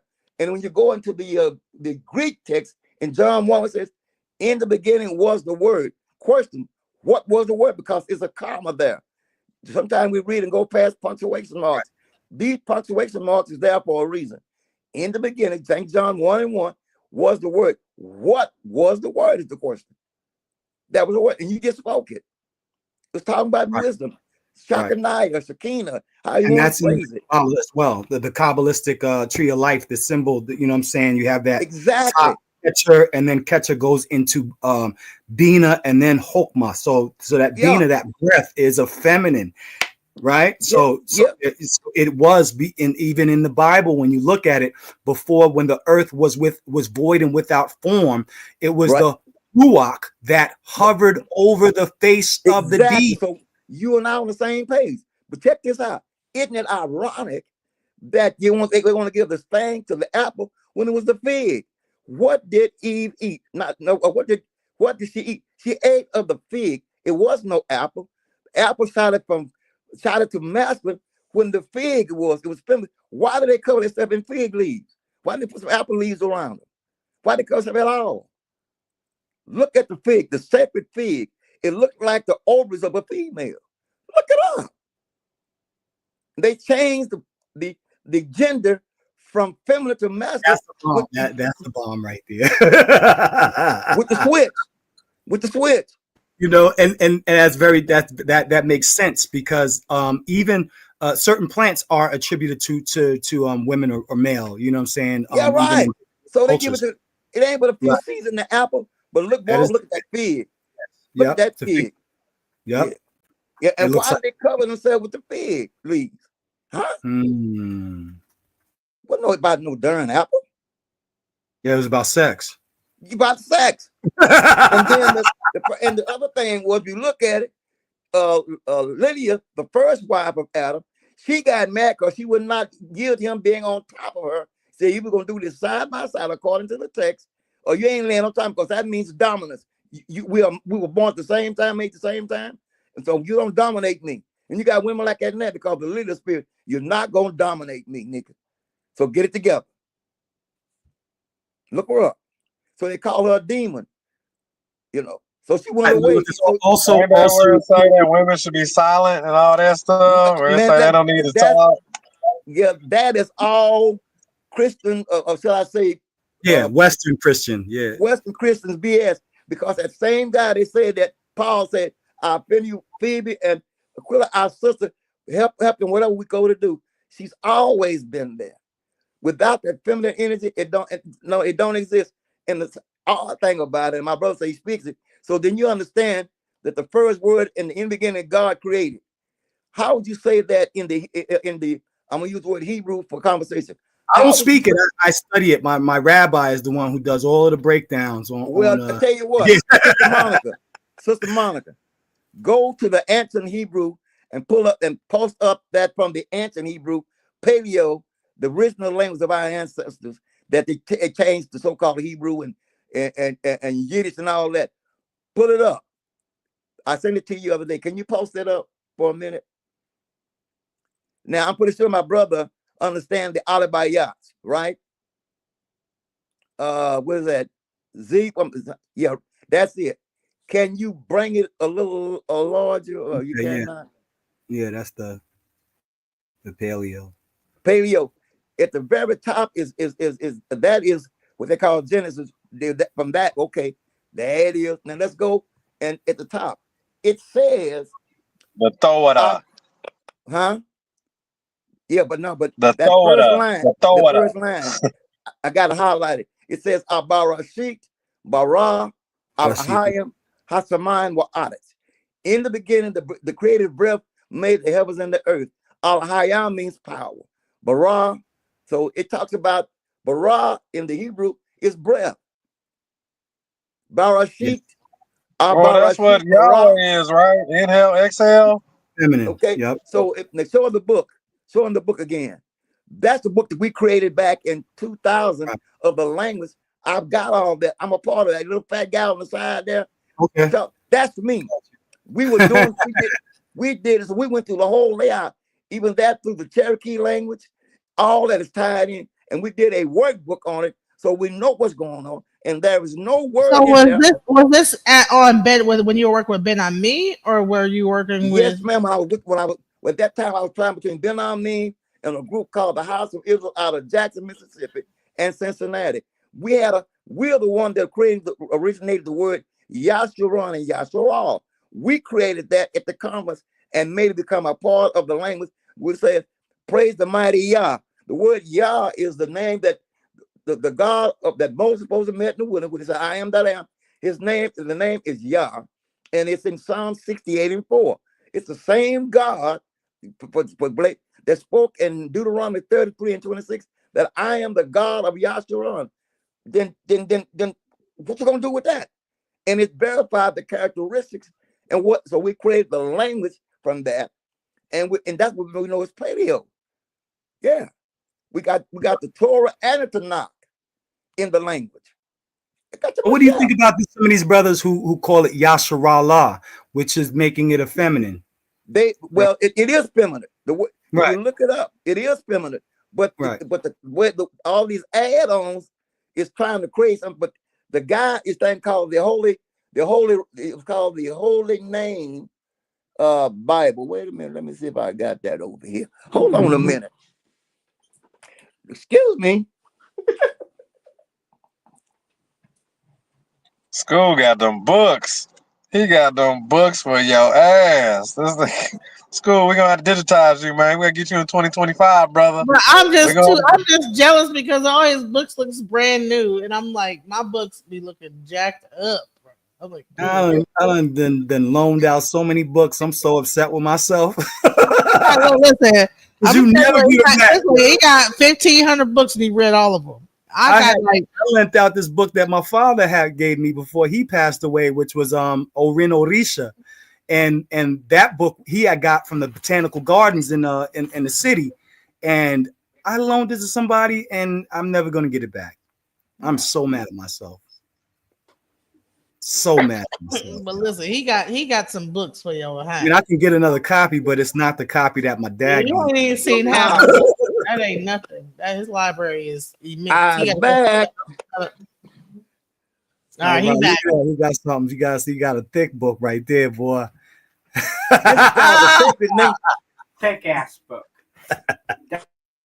This is called a sacred name. Okay, what year did that book come out? Let me go on and take a look and let you know. I want to see the year and I want to know the authors. Yeah, 1976. 76. Lord, how God dang. you pick that book that nice? I'm so mad. Like my books do not. I don't know. I was 2 years old when that book came out. Okay, now 76. Is that book out of date? Yes or no? But it's still good, right? Everything's still valid. The information's still up to date on that book. It's still pretty valid. You might be able to find it. A lot of my books are out of print, and you can't find them. But can't even get them bitches no more. And I quit loaning them out because folk won't bring them back. Would they be called peer-reviewed books? If they're not on the web, if we're not really able to get them, would those be considered a peer-reviewed book? No, they were peer-reviewed back in the 70s. Yeah, they were peer-reviewed. Well, that's what I'm saying, like that part. Right, that's back in the 70s that they went through their own peer review in the 70s. Yep. And they had less technology to verify.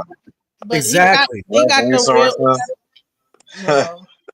They had to use the Dewey Decimal when it comes to that type of thing. They had to use the Dewey Decimal to verify.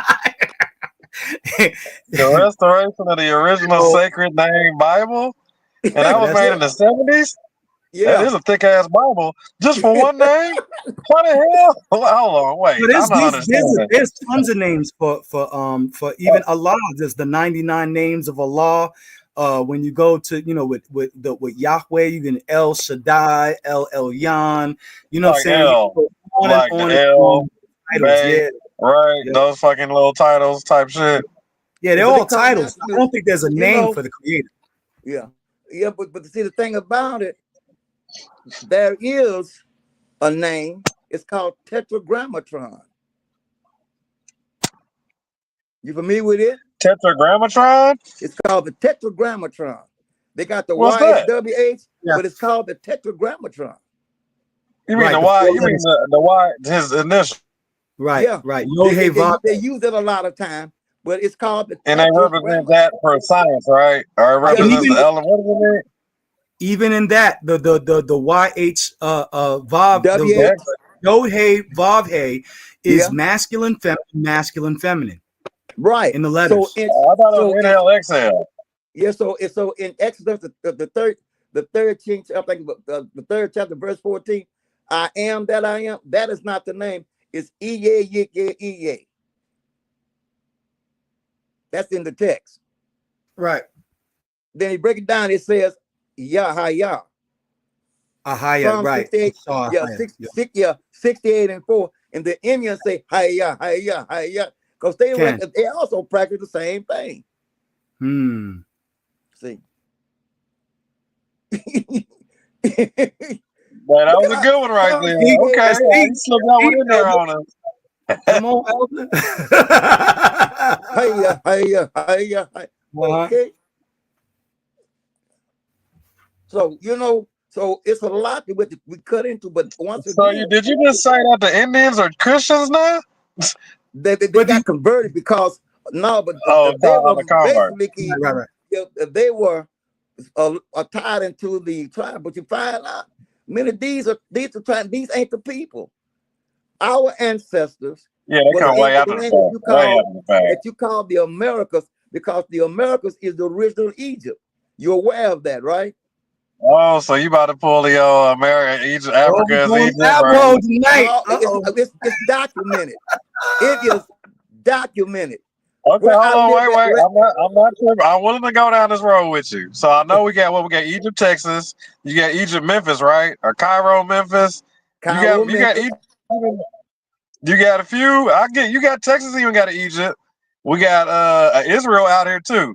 And okay, so I mean, I will give you a little bit of the Texas, but what about the architectural work compared to It's what they got in it's all Africa? it is all there in the Barra up in Ohio. There it's called the Barra Caves. They found the ancient writing. They found the language. And matter of fact, the Choctaw, the Cherokee, the one practiced the same language. It was written by a guy by the name Antediluvian? huh? Is it antediluvian? You Yeah, said and also the guy's name is Chikawa. He wrote the language for the Cherokee. But we have documents Well, on what that. about the Zulu? Well, What about the Bantu? Like I what? can't get into all of that, but I know this, that where I am, it was called the Washita Nation, which was a dog race of people. Oh, you on the Moors now? Well, I mean, the Moors got it from these people here. I'm in the town. Well, the I'm in Washita Tallulah. Moors. I'm ready where the mounds is. I'm down the street from the Queen Mothers, who was Khalifa. she died a couple of years ago. That the Washita Nation is not that I'm with the Moors or anything, I heard because about her. okay, but she lived in a town called Redwood. A Vertice Gassens, she got a descendant live right down the road from me where I'm at. I live where the mounds are, where the great sacred We got mounds them are. Salem too. We got them Salem out here also, but y'all don't have the big pyramids like Africa, right? Well, the pyramids, no, but we got the mound. It's called, Y'all they ain't got call the it poverty megalithic point. structure. They call, Yeah, y'all need to slow down there. Slow down. Y'all try to give America too much now. Hold no, on, no, And no. then not to hold on. mention the size of Africa. Let me say this. Hold on now. Let me just say this. Okay. People had to start from somewhere, right? I believe that they would start from a mound before they would make a pyramid. So I don't know what the thing of saying that, well, they don't have the megalithic structure. I Right. believe a mound would come way before a pyramid would. And The then you would pyramid have is way high tech structure though. That's high tech engineering compared to like I mean the mounds are nice, Well, but look the at the pyramid architecture. earliest period. Well, the thing Earliest about it is, uh, and in Nubia. in the They were in the small. Hey y'all, in and the, stop interrupting Baba Yashabiyah. You know, come on now. We gotta like when Baba uh, starts talking, we gotta have some respect. Let him talk, cause you know what I'm saying. He's an elder. Have some I respect for appreciate the it. elder. Thanks. But all I was saying is this, and they took it out of the book. It said that the credit says to build me earthen mounds. You can say about it, and that was in Exodus. And these are earthen mounds, and then you can look them up, and they are older than the pyramids of Egypt.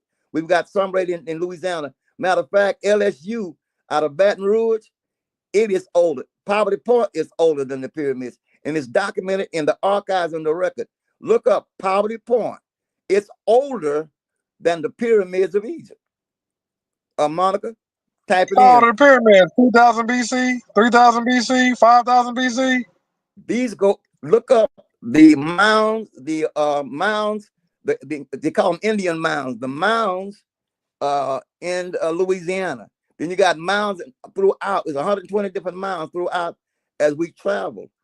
And matter of fact, the mound at LSU, they built that college on our ancestors on a mound there in Baton Rouge. Baton Rouge means bloody stick in the French. So if you look it up, those earthen mounds were represented, and they did with cardinal points of astrology. It tells you that. And if you ever come down arcade to the what you call the historical markers, they tell you these are in line with certain stars and things. 5,400 years ago. You can walk the mounds? Yes, sir.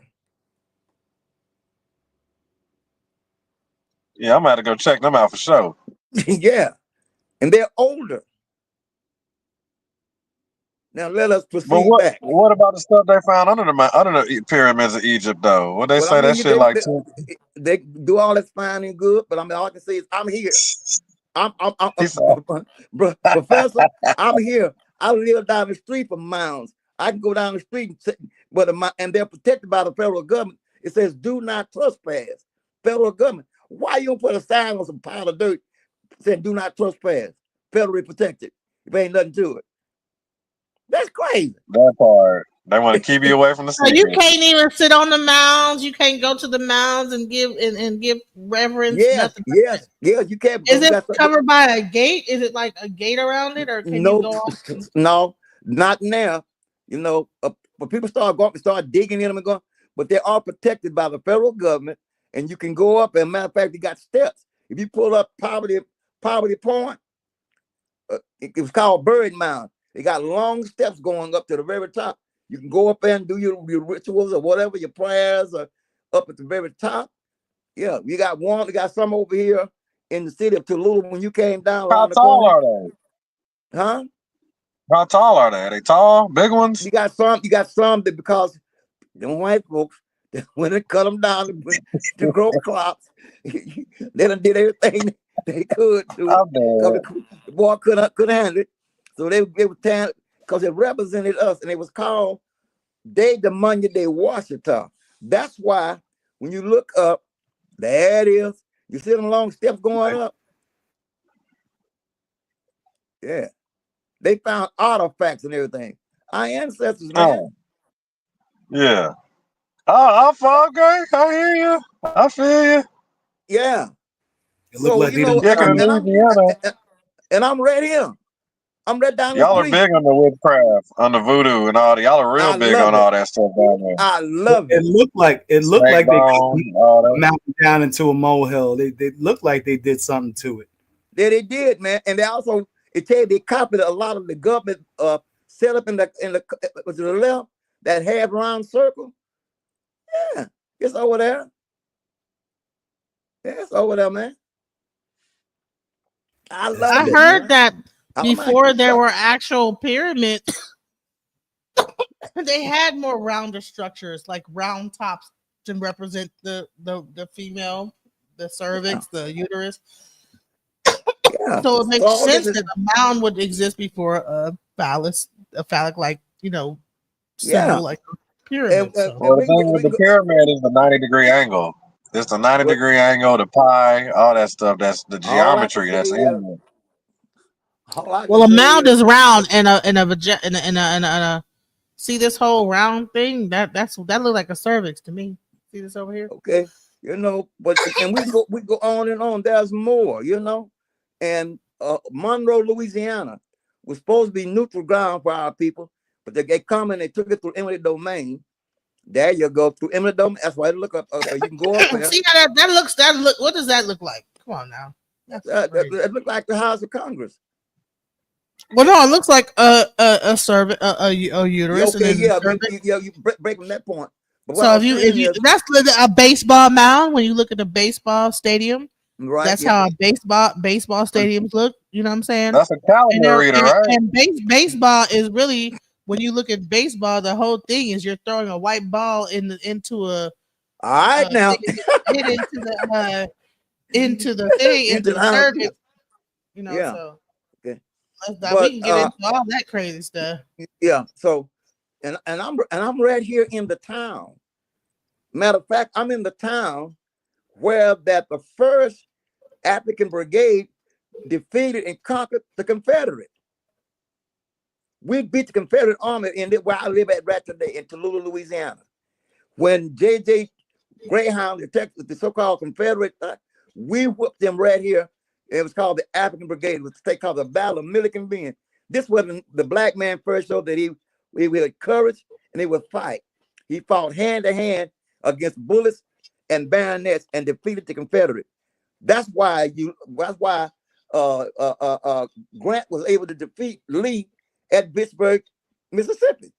Because the black man here in Tallulah, the black African warriors, was able to defeat the Confederate.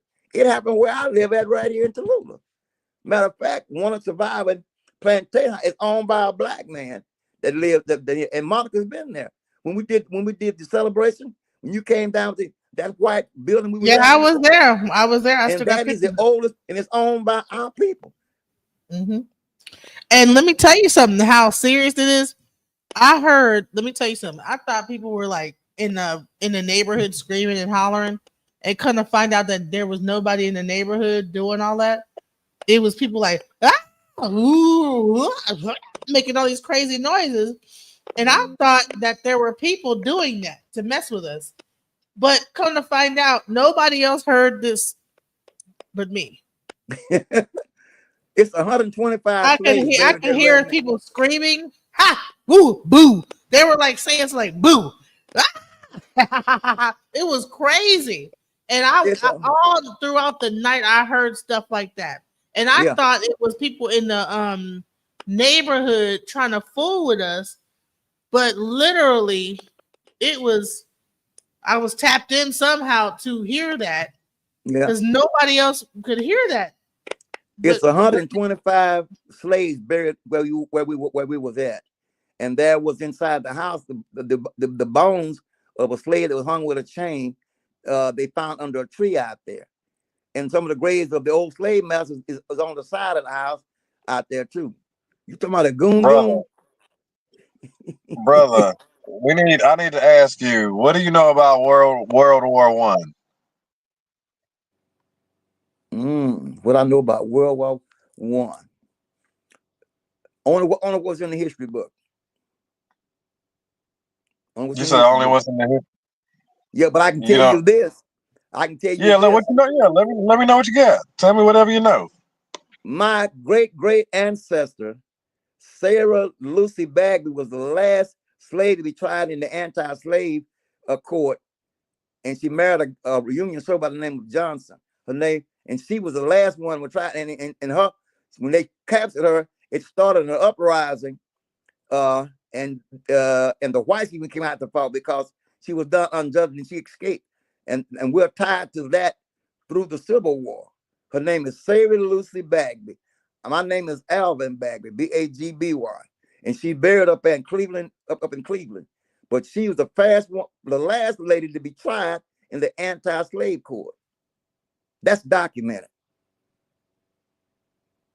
I also lived down the street from the sharpshooter who was the sharpshooter for the Confederate. His name Holt was the name was Holt Collier. You had 50,000 of our ancestors forced to fight with the Confederate against the Union. Some of them the bodies are still around here. Also in this town is the home of the lady y'all call Madam C.J. Walker. Her name is Sarah Beatler. Her home is right down the street from where I live at. She was out of Madison Parish. Okay. But Yeah. So, But anyway, back we was talking about, we done got off the misconception. But the thing about it is, we're gonna have to sit down and do reading, more research and review to get a better fix on things, because we got a lot of things out there that need to be clarified. And like the brother said, we got to get rid of the spookism and the superstition and right. sit down and deal with this thing, because we're letting this man mislabel a lot of things, and now they want to take it away from us. So I want to please. Anyway, I want to share. I wanted to share with you. Well, real quick, can we also clarify? So, all right, the Hebrew Israelites feel that the Puerto Ricans, the Caribbean, and the whatever, all these people were the original Hebrew Israelites that migrated from Israel over to America into during the slave trade. But my question is how do they migrate over here without E5? They How did not. And how did matter the of fact, Hebrew Israelites come from Egypt? Well, from Israel to Egypt, then into West Africa, come across the land, knowing that West Africa practiced Ifa. Okay, where does this thing happen? Because one thing I will say is that I know that Puerto Rico has 21 divisions. Brazil has Candomblé. Jamaica has I think it's Dibia. You have Cuba has Lukumi, and then you have Voodoo in Haiti. At what point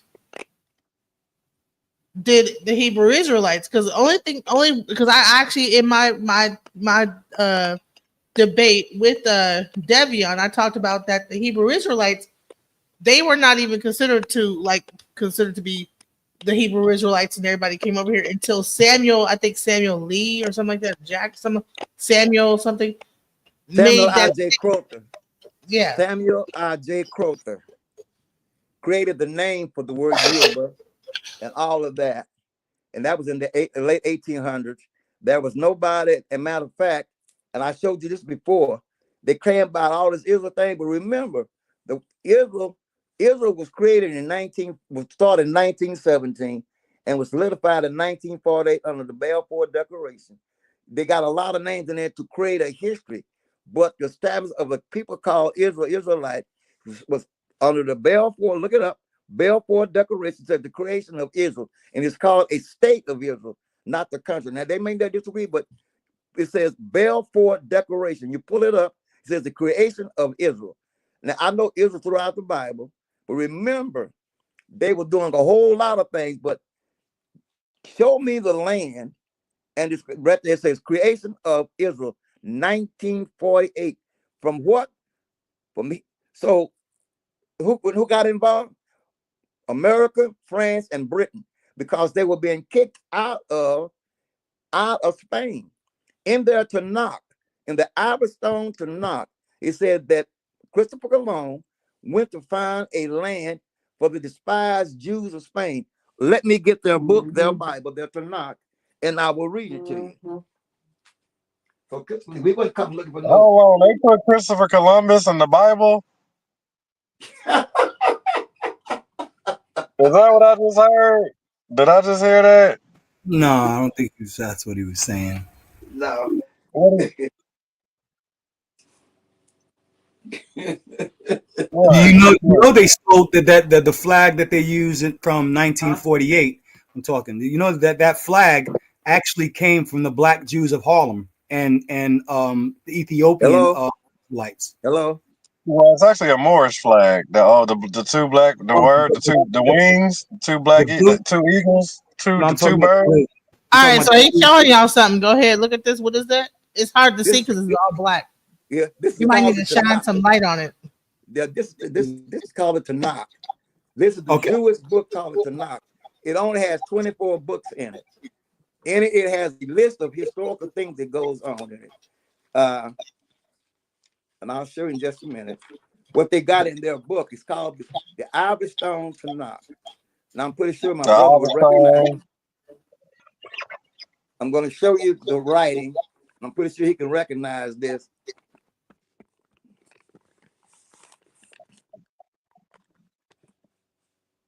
Right, that's Hebrew. Yeah. Okay. That's modern Hebrew. Modern. Yeah, what they call it. Okay, this is in their book. Okay, That's a translation, though, right? Or that's it's not. somebody's interpretation. It has both. It has the what we for the second conversation, the Hebrew language, and then it has also translated in English. In this particular, it says God is never gone. This is a major principle in the understanding of the history. God may seem to slumber, but He never abandoned His master plan for creation. It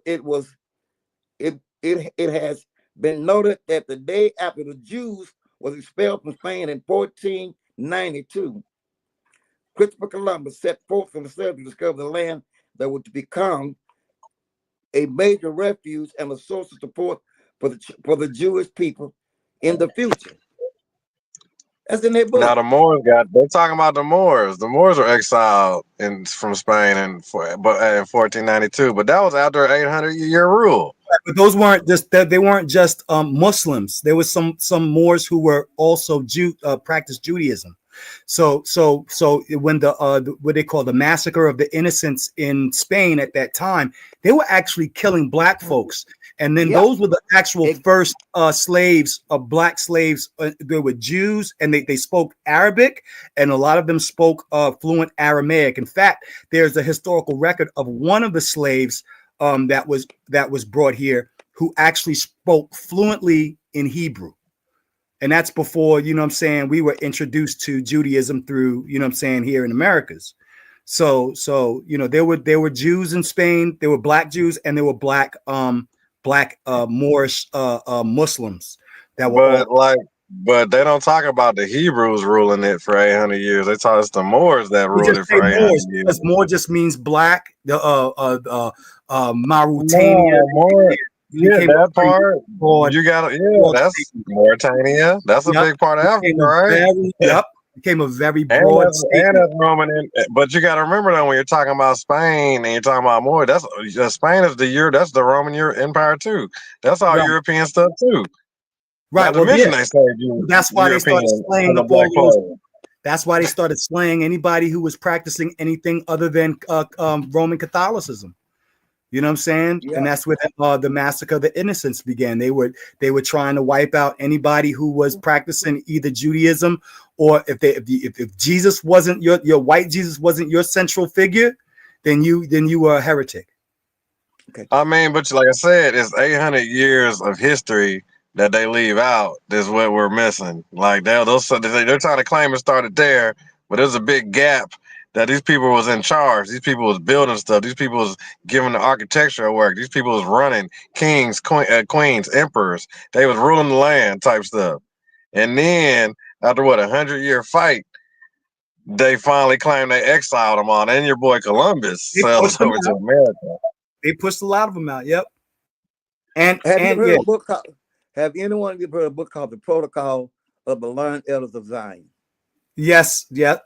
That is a Zionist propaganda book. It's very racist, actually. Very racist. But it All lays that out, stuff. but it laid out a perfect 300-year plan for world takeover. I've got the book and I've read it, and it's read to you. Think Project 2025 compared to Protocol, it's a joke. We You looked at it. silly. Compare the protocols a joke. Matter of I fact, mean, that's Illuminati stuff, though. well, call it what you want. It's in operation because we've dealt with it. Matter of fact, do you know what apothecary is? I'm familiar with the word. Can refresh me again?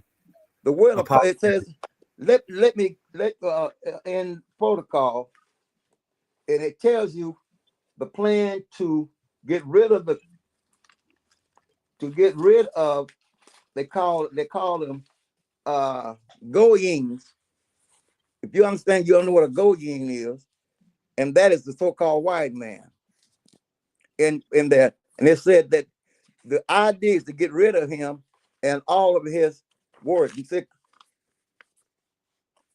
in this, it says that in 1489, the Sanhedrin described a plan for world takeover to take over and in it is a laid out plan to the T, and it has not missed yet.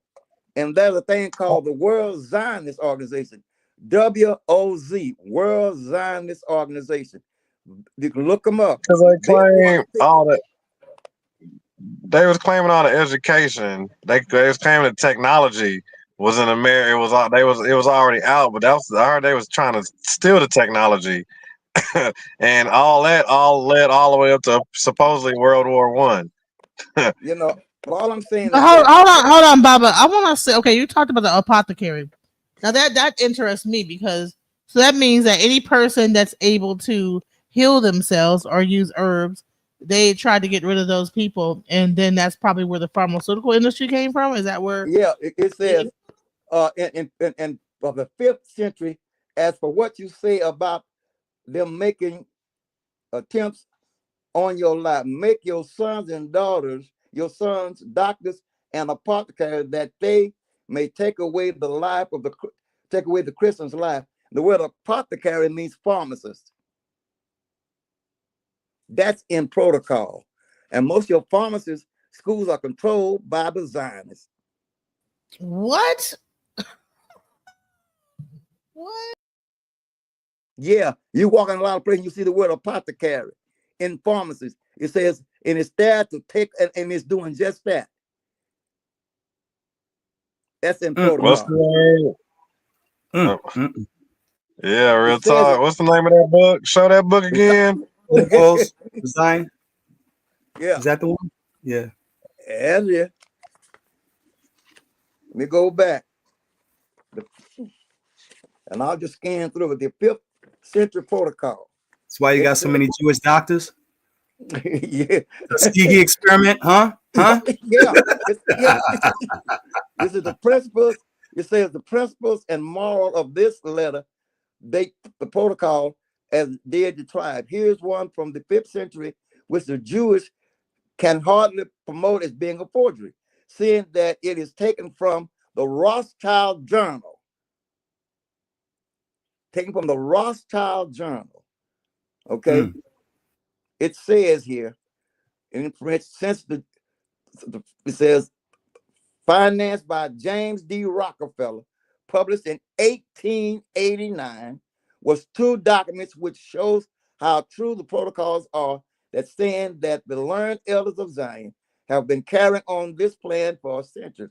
On January the 13th, 1489, now 1489, okay, Jewish Rabbi Aries wrote to the Grand Sanhedrin, which had this seal at Constantine, to advise the people of Aries were threatening the synagogues that should be Jews should become Christians.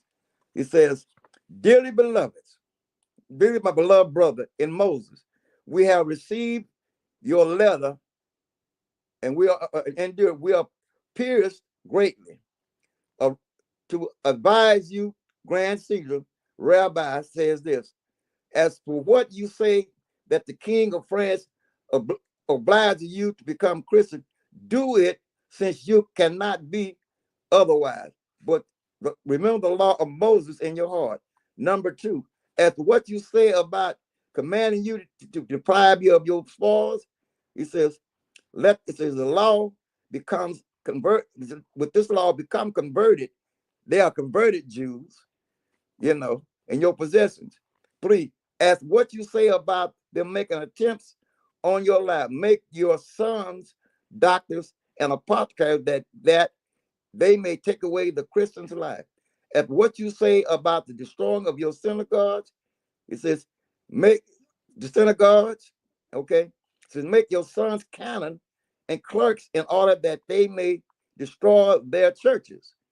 So write these books and letters and things. We talk about these Bibles. Y'all do that.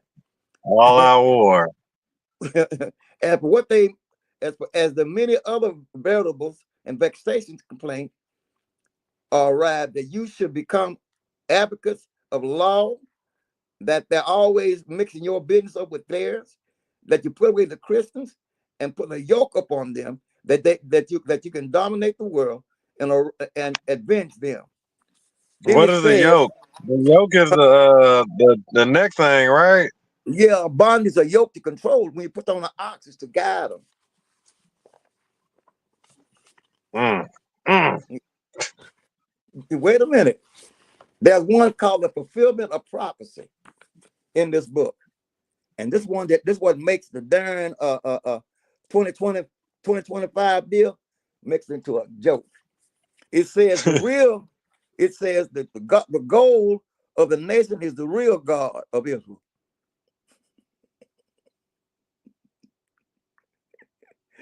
The goal What is the real God of Israel? What? There's another is God of They Israel. said gold. the gold, the It says gold, the gold. mineral gold. Yeah, gold.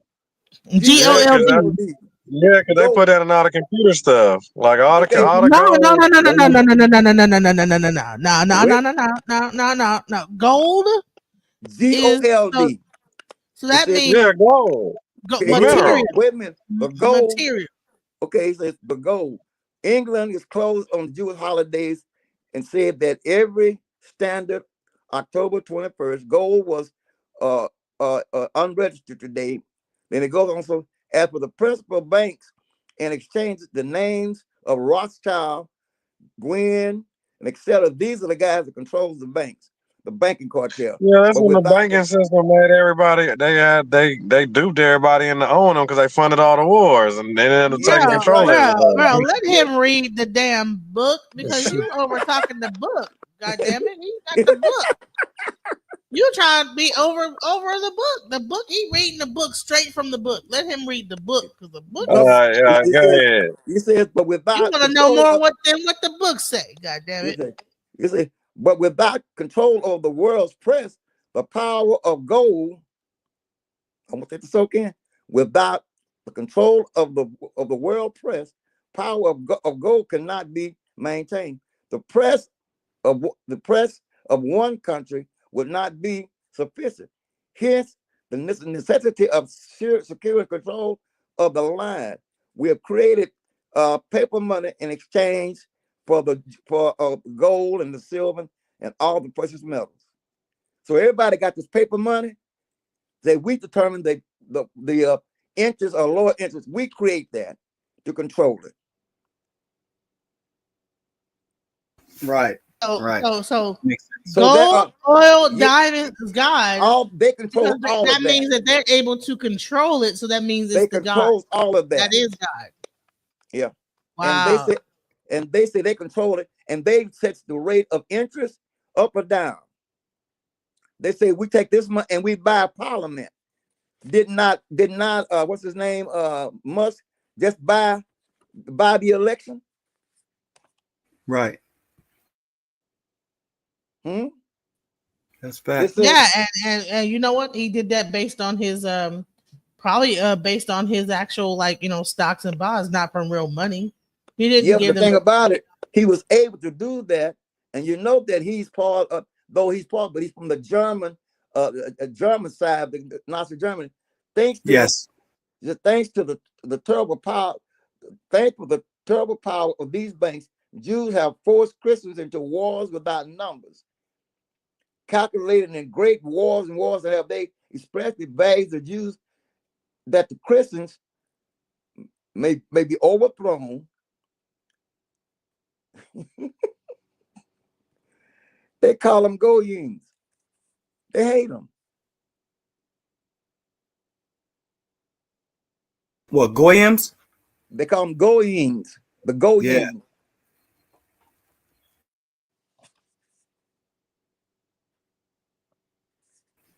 Mm-hmm. Well, hence why Hitler had lost his mind on. he was part Jew. Taking out his own Ashkenazi. folks. Yep. It says political freedom is an idea, but not a fact. The ideal one must know how to apply whenever it appears necessary. With this bit of idea to attract the masses of the people to one party for the purpose of crushing another. Did we not just do that? Yes, we That's did. what's with government, right? This was the damn book. This the plan.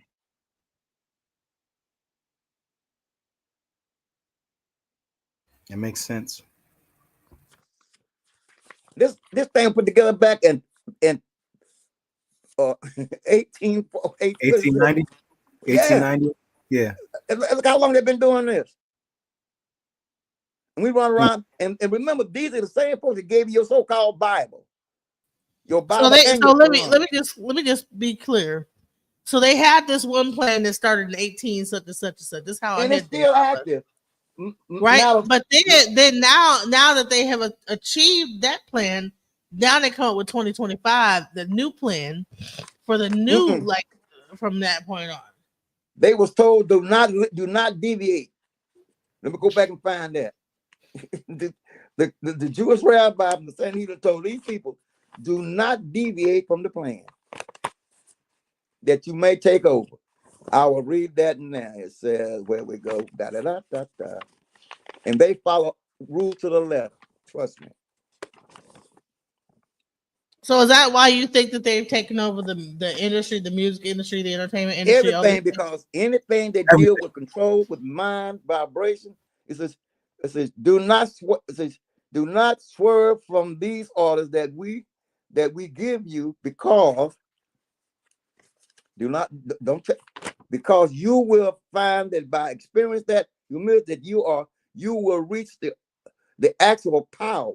Signed, VSSS, Prince of the Jews, 21st of November, 1489. And in 1844, on the eve of the Jewish Revolution, in 1848, Benjamin D'Israel, Disrael, that's when you got to watch, was really the name of Israel.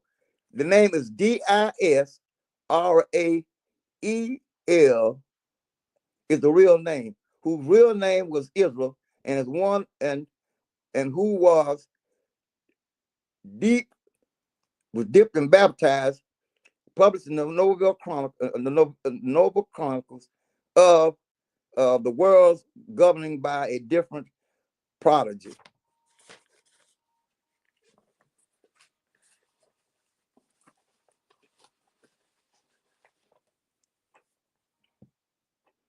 Right. That's the Harris plan. said, Project 2025. Elder just said that this makes Project 2025 look like a comic book.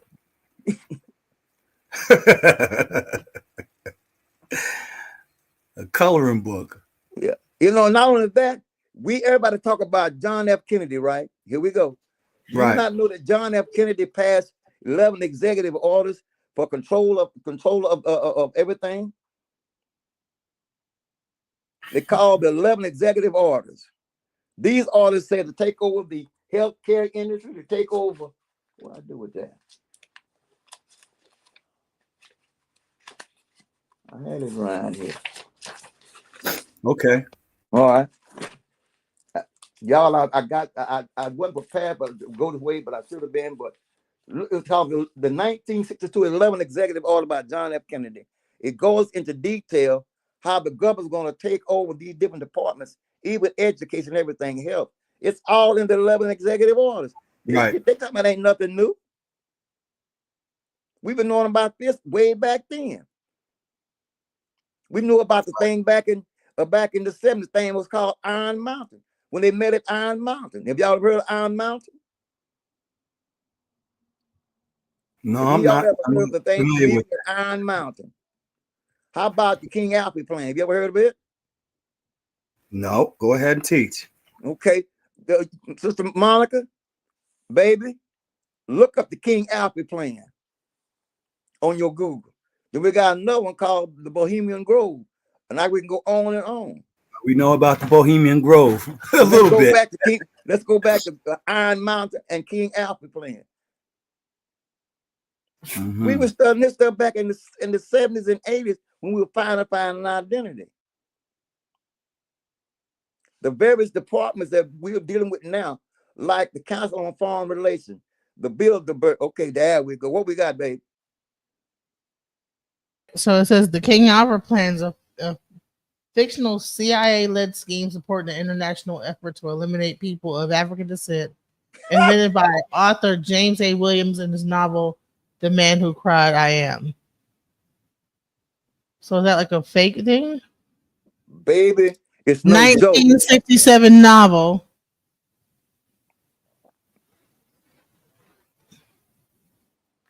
But it also bears similarities to rumors in the early 1950s surrounding the McCarran Right. Act, anti-communist law in which political subversives were be rounded up and placed in concentration camps during a national emergency when his novel was first published.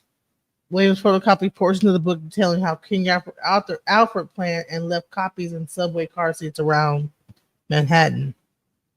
Or they're not rounding up folks putting in concentration camps and they do it with the The Japanese that word they doing it King now? Alfred. Or they're not doing it now? Yes, they are. So this was back in like the so they try to make it like it's fictional, but Yeah, yeah, right. it's kind of like happening. So just like 1948, 1984, right?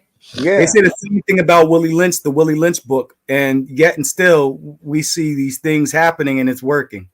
So regardless of whether Willie Lynch was an actual author or was a fiction, it was It's, still revealing some truths. You yeah. know what I mean? So we got to be careful when they start saying, "Oh, no, that's just a fiction." Yeah, well, Yeah, it's right. interesting. Oh, he didn't mean it like that. Yeah, he meant it just like he said. So see, and then we got to look at the various things that organizations and secret organizations that's out here, allegedly, but they're controlled by the Zionists. They don't care what label you wear. The main thing is the ideology and the message that they're sending. And the Bible has been the best tool to promote this type of propaganda, they want to call it. Whoa, did you say that? Yeah. Because the Bible makes the Israelites be the apple of his eye. But the book said the God of no respect to person. Unless I'm crazy as hell, if I choose somebody above somebody else, ain't that respected person? Why did it say in the book of Obadiah, Jacob I love, Esau I hate it? I hate. I ask you, why would God, who love everybody, tell one group, Jacob I love, but Esau I hate?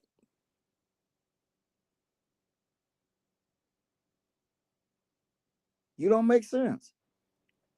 God is no respected person. Then unless I'm confused, if I choose one of my children above the other, that's showing favoritism. That's showing that I have more for the other than that particular one. I don't love them all the same. See, that's very deceptive. And why would God do that? Why would a God all Why knowing? would a loving God do that? Because we don't have the same God, people. There are 330,000 gods, and every nation has its own God. You only have I known above all the nations of the earth. You are the apple of my eye. What? Amos 1. You of all the nations of the earth, you only have I known. Something wrong with that picture. Now, Amos 9 is powerful too. Now, What did it say? Ethiopia, when it speaks about Ethiopia as being as Israel, are ye not as the Ethiopians unto me? Yeah. Right. So there are choices there. There Right. are choices. There are choices. Why would God have choices?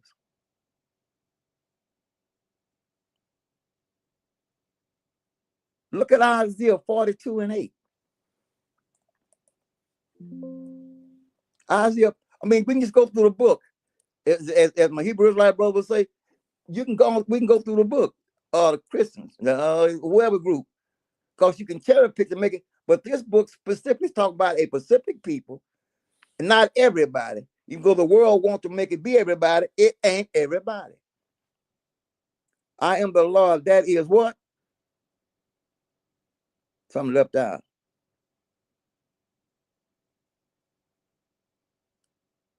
You said 42 and 8. Okay, you got it. Okay. Yeah. Okay. I am the Lord, and that is what? And my glory I will not give to another. or my praise to graven images. Emphasize that God is, because he's jealous, okay? Whoa.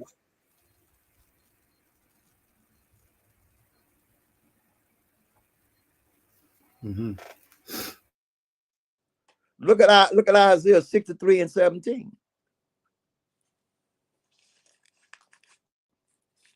I think it's Isaiah 63 and 17. You're talking about, let's just see what comes up.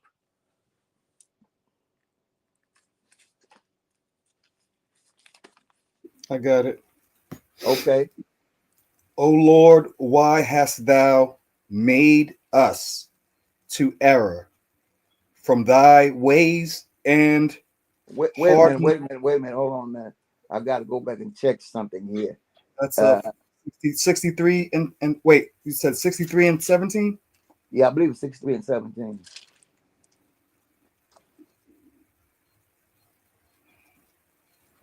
It is. It actually. I'm sorry. It's 65. It's 65 and start with verse 17.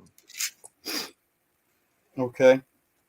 65 verse 17 says, for behold, I create a new heavens and a new earth, and the former shall not be remembered nor come into mind. Well, ain't you heard that in the book of Revelation? But what was it doing over here? And it's also in Revelation. Right. I mean, we got a problem. This is Isaiah 65 and 17. Got the same duplicate statement over in the book of Revelation. Right. Well, Revelations has a lot of interconnections with Daniel and Isaiah. Isaiah being one who was called, one of the highest prophets. Right. Read the next verse. Read the next verse. Okay.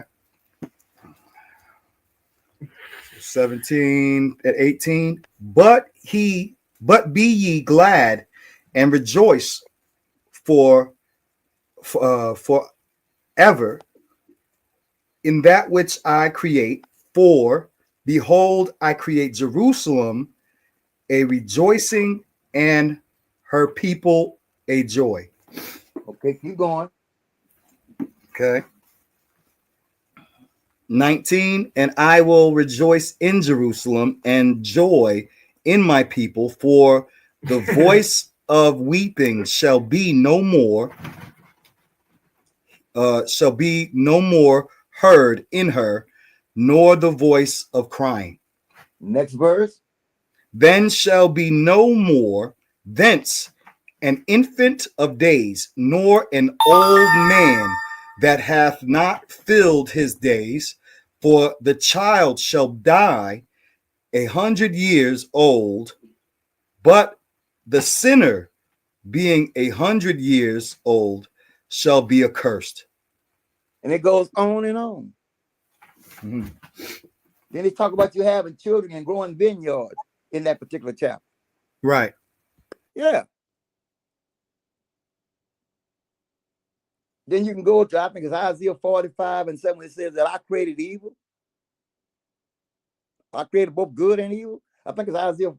So like you said, all these things lines up, but they don't touch on that. And then they don't go and deal with the other books that we talked about earlier. No, they don't want to deal with that.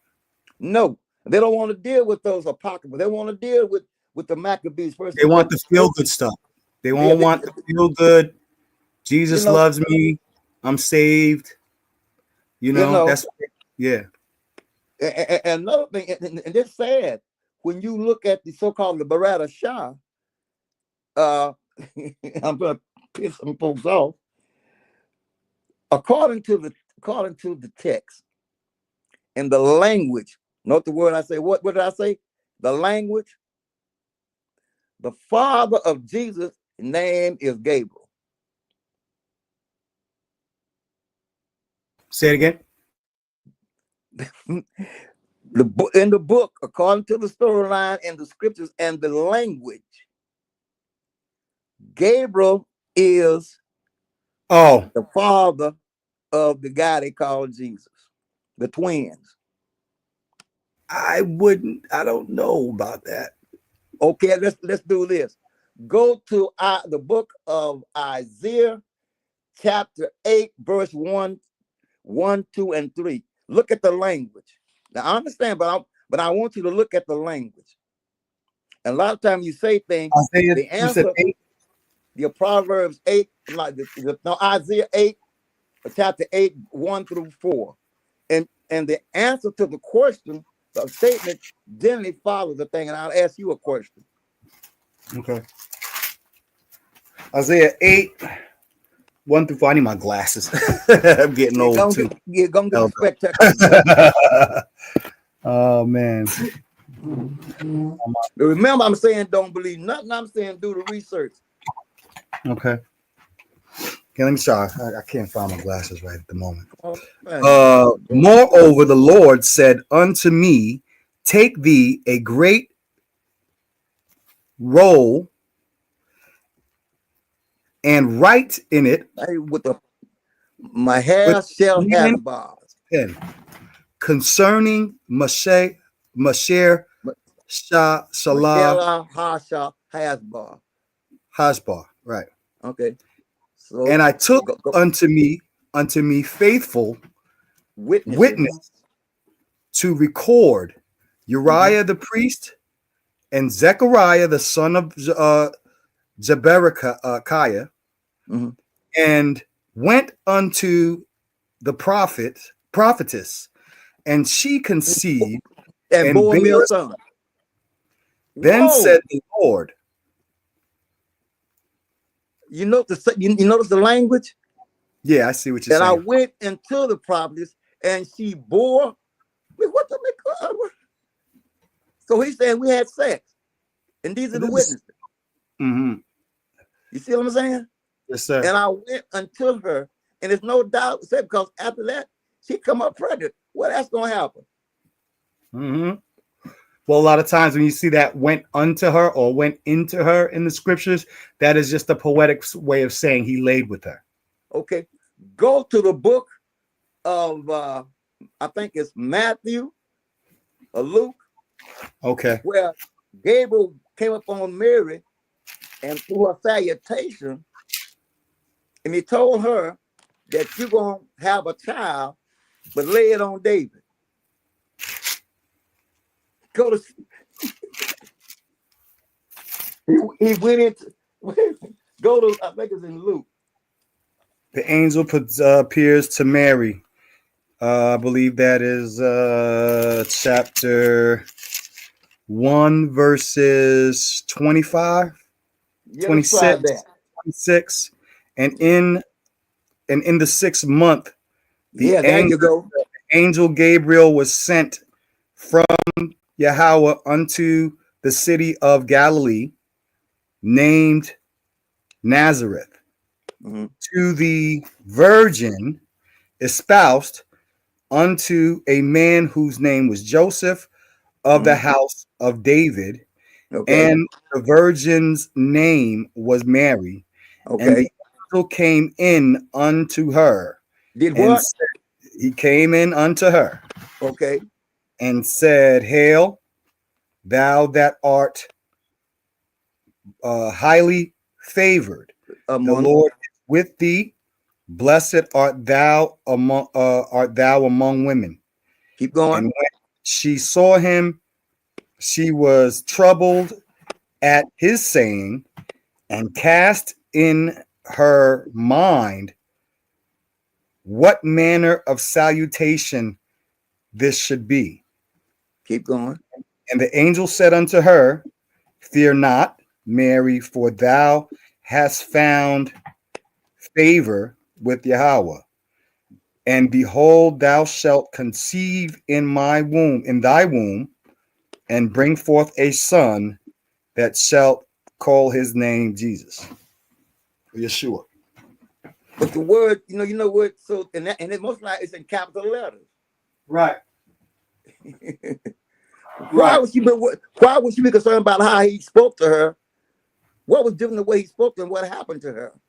Why she confused? Because she was betrothed to a man, and to touch another man's wife was the death sentence. Right. According to the law. Right. And if you read the rest of it, it says and that holy thing.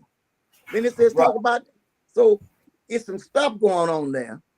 Yeah. Why would she not understand his greetings or salutations?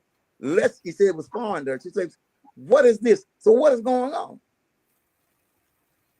Hey, I hate to interrupt real quick, but I want to give a shout out to Harris Duncan.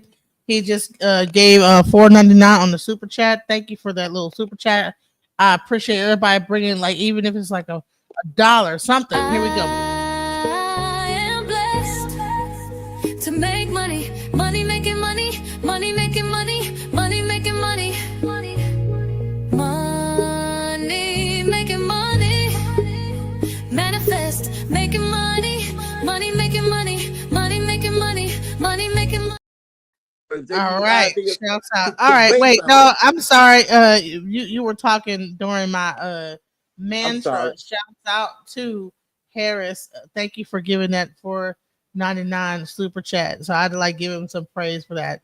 And anyone else, if you please donate to the channel, because you know I do this out of love in my heart. I don't make that much doing this, so if you guys want to like donate, shouts out. Means, support the channel. Please support the channel. It helps me keep it going. Yeah, it's a beautiful platform, especially if you want to go and try to get some enlightenment. Whether you agree or disagree, it makes you want to go and do research and check and revalidate what you feel you know or think you know, or to reinforce it, or whatever. But it gives you a different perspective to look at it. And I'm trying to bring a different perspective to understanding what is written before us in the layman's form. Then we can get deep and get into the astrology and astronomy and this, that, and the other. But right now, most people that deal with this Bible base their life on it as a literal divine word of God, when it is not. When it is not. And it's plainly right there. It's too many missing pieces that's missing to bring it together. There are books that is not even canonized because we're relying on some white man, some folks getting together, telling you what to read and what not to read. They're scrutinized and they canonizing it. So we don't want that in there. How many of you have heard of the 18 Ecumenical Councils?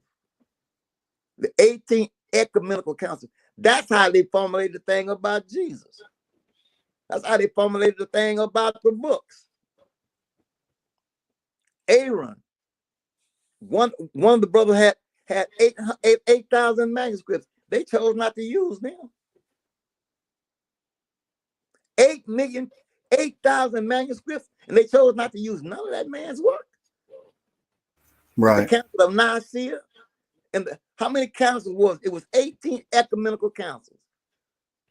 How many? 18. It took 18 ecumenical councils to get this book to where it is. A lot of folks don't know that. They think a book came from heaven, God wrapped tied chapters and verses and all laid out. But yet still at the very front of that book is God a what? Huh?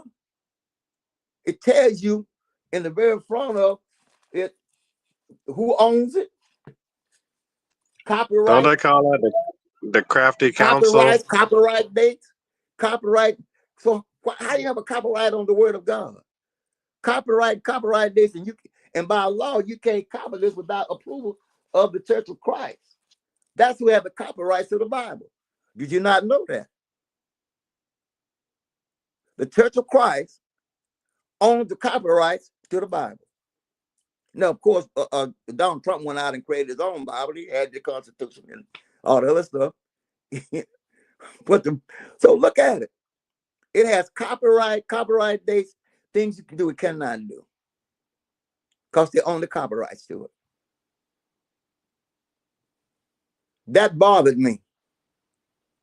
But this was the unadulterated word of God Most High. And I heard my brother, brother, is that Zion? Unmute. Yes, sir. Okay. And I don't know if you use the word, and that's because we train that way. We use the word Yahweh when we did it, but the word God in the so-called New Testament, that is the God Theo. It's in Greek. Right. So what's the word for God in Greek? Theo. Ken.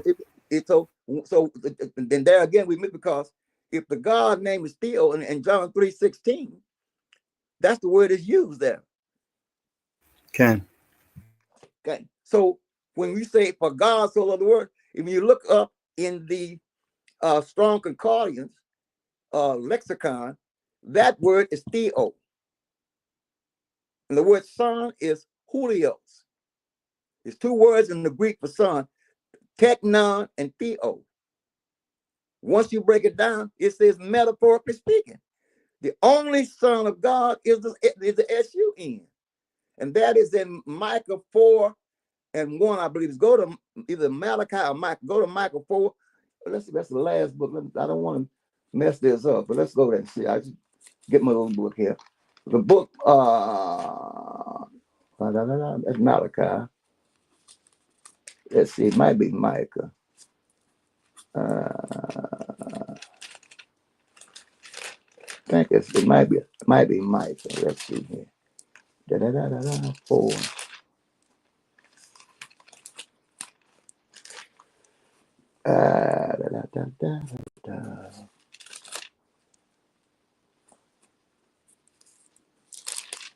If you can find it, look at it. I think it's Micah, the book of Micah or Malachi.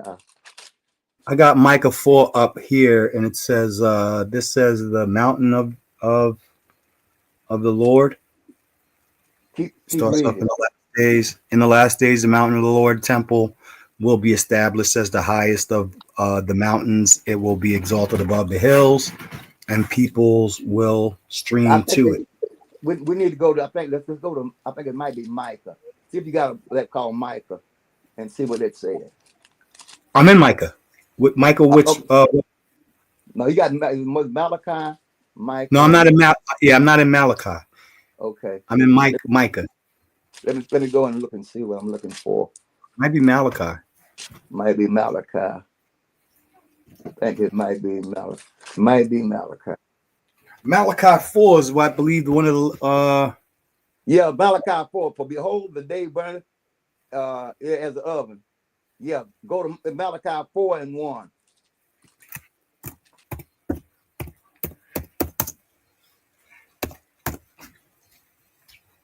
Good job. Okay. Whoever Surely the day is coming. For the day behold, is the day cometh that shall Right. burn as an oven. Okay, you got it. Okay. Let me go to the King James, I guess. Yeah, by all means. All in line, yeah. Because this is the New International. That's the worst translation out there. Yeah. For behold, the day cometh that shall burn as an oven, and all the proud, yea, and all that do wickedly shall be stubble. And the day that cometh shall burn them up, saith the Lord of hosts, that it shall leave them neither root nor branch. But unto you that fear my name shall the Son of Righteousness, the S-U-N of righteousness, arise with the healing in his wings, and ye shall go forth and grow up as calves of the stall. Yep. S-U-N, not S-O-N. It's called the Son of Righteousness. Right. That's the only song that represents that eternal energy. Right. Everything else, now David is my son. You know, it's a whole list. Right. Now, can we also conclude that within that symbolism, like for instance, with the pharaohs of Egypt, they were also considered the manifestation of the sun or of Ra. Yes, by all means. On earth. So the kings, oftentimes their pharaoh was the physical manifestation of the S-U-N. Right. Also, if you look in the Barada Shah, in the book of Matthew, he said that David is the son. Right. So, and that's also, being the king, right? Yeah. Of Israel, right? So that comes from the African divine, what do you call it? The God kings. That is a God king practice, a practice of that goes all the way back, in Africa, to some of the first kings even prior to Egypt, the Kemet, the God kings of you know what I mean? So they were always personifications of the sun. excuse me for being out of the camera, but I was picking up some notes, and I was trying to find those 11 executive orders. And maybe one day I can find, because I've loaned so much stuff out and sharing with these folks down here who stuck on stupid, trying to teach this thing, and they don't. I'm leaving it alone. Anyway, I appreciate it because now people are getting to see the thing. This rabbit hole is now a gopher hole. It's really getting deep. See. Now, I'm glad to see young men like yourself and the other brother who have studied. Now we just got to connect the dots. I asked them, now how far back in history can we go as the indigenous people who at one time ruled the world? I wrote a book called The Other Side of Slavery, The Untold Story. How that we as people of color used to own the first slaves. They were white. We owned the first slaves that came in here. We stood around and bought them. There's the thing. When they brought them over, we were buying white folk, and they passed a law in Virginia that no more to Negroes, Indians, Mohammedans, Moors, and Jews be buying white folks for slaves. They passed that law. We used to own them. It's called Virginia law, 1701, I believe 1702. They passed the law. Let me see if I can find one of my books, and I'll read it. Matter of fact, J.A. Rogers. Y'all familiar with J.A. Rogers? Monica? I only know a little. I know the name. I'm not. You have to refresh me J.A. on him. Rogers had a book, African Gift to America. Okay. And in his book, he talked about on page 62 that the first slaves were European but white, because slavery started in the north and went south. The first slaves in America was not black folks; they were white folks out of Ireland and Scotland. They were brought to the north because they became chimney sweepers and they worked in the textile mill. Later, it migrated from north to the south. That's how it came to be. There's a book written by Michael Huffman III. They were white and they were slaves. Are you familiar with that book? They were white and they were slaves. And it tells the whole story of the forgotten cargo. How that black folks, how North Africans was capturing people coming through the Black Sea, right? And we was capturing them and selling them. We were doing the same thing years up in what they call North Africa. That's why they. I know y'all don't want to hear that. Well, that word slave comes from Slavs, though. From Slav, you know what I'm right? saying? So that's a Eurasian, right? That's right. And that was what we used. The book is called "They Were White and They Were Slaves" by Michael Huffman III, or the second.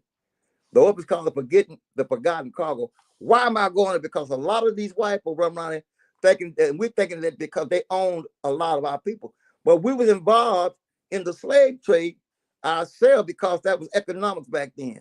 You had guys that left out of that and be wound up with them. There's a guy by the name of William Natchez Johnson that lived in Natchez, Mississippi. The richest Negro, the richest man, all of Mississippi, was a black man.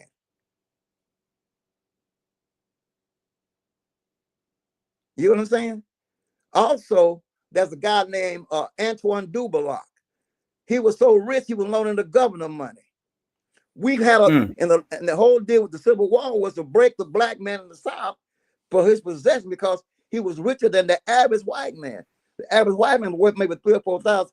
This black man was worth $283,000. He owned 150 slaves. I can take you to the house where the man lived. Now, was he prior to the Bacon Rebellion? Do you know what year that was? Was he like 1700s or 1600s? Because I know the Bacon Rebellion is really when the racial identity shift thing happened. Yeah, but we're talking about the blacks that ran right after Reconstruction and prior to Reconstruction. Okay, during the Civil War as well. Right. So all these things took place, and they went and whitewashed the history because they didn't want us to know that we used to own and control all of this, the plantations and stuff. It's in the book. I'm gonna find the book. Anyway, so what is it? Black is a it's these white slave black owners. If you Google that, it may pull up. Black, it says white slave, black slave owners. They don't want to tell us that. Guy by the name of William April Ellis out of South Carolina. I'm going because a lot of things we was taught, and the thing that I'm telling you now, you didn't do this, you didn't do that. We have just much, we are it. There you go. White slave and what? African masters. How many of y'all knew that? They don't teach that in school. Never knew that. That's deep. You know? Yeah. And the list goes on. We were, but in order to break it, because you can't have two currencies, they broke the Negroes in the South plantations. And so that it came down to one money. At one time, you had two currencies. You had the Confederate money and you had other money. So once you lost your money is no good, you broke. And that's how they got us. Oh, they give us a lot of other stuff, but historically, there was a group out of Virginia called, out of Messiah, Virginia, where these Negroes whooped the North so bad.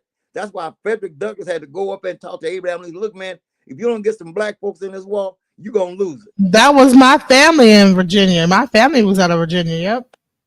Yeah. So, man, if you don't get it together, you're going to lose, man. That's because why you got a whole bunch of Michael Jordans over there on the other side with musket guns. So that's why it was. That's why it was in 1863. They started bringing in blacks into the Union Army because they were losing. They said you need some black linebackers on your team because you ain't. Man, look. Why would black people hold on? Why would black people want to fight in a war unless they had something to lose? They had property to lose, their own land, their own plantations. Exactly. So yeah, so like to me makes a lot of sense that okay, no, we need to fight. That's why they was there. That's why they were there. And that's the book. It's in my book, The Other Side of Slavery, The Untold Story.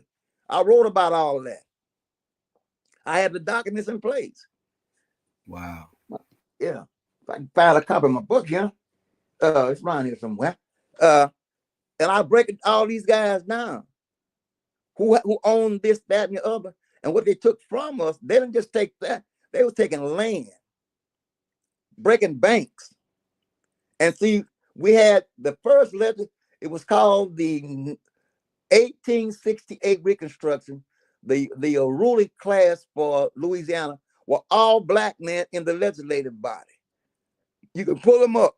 Right. Reconstruct. I did a thesis paper on Reconstruction. So yeah, there was a lot of the during Reconstruction.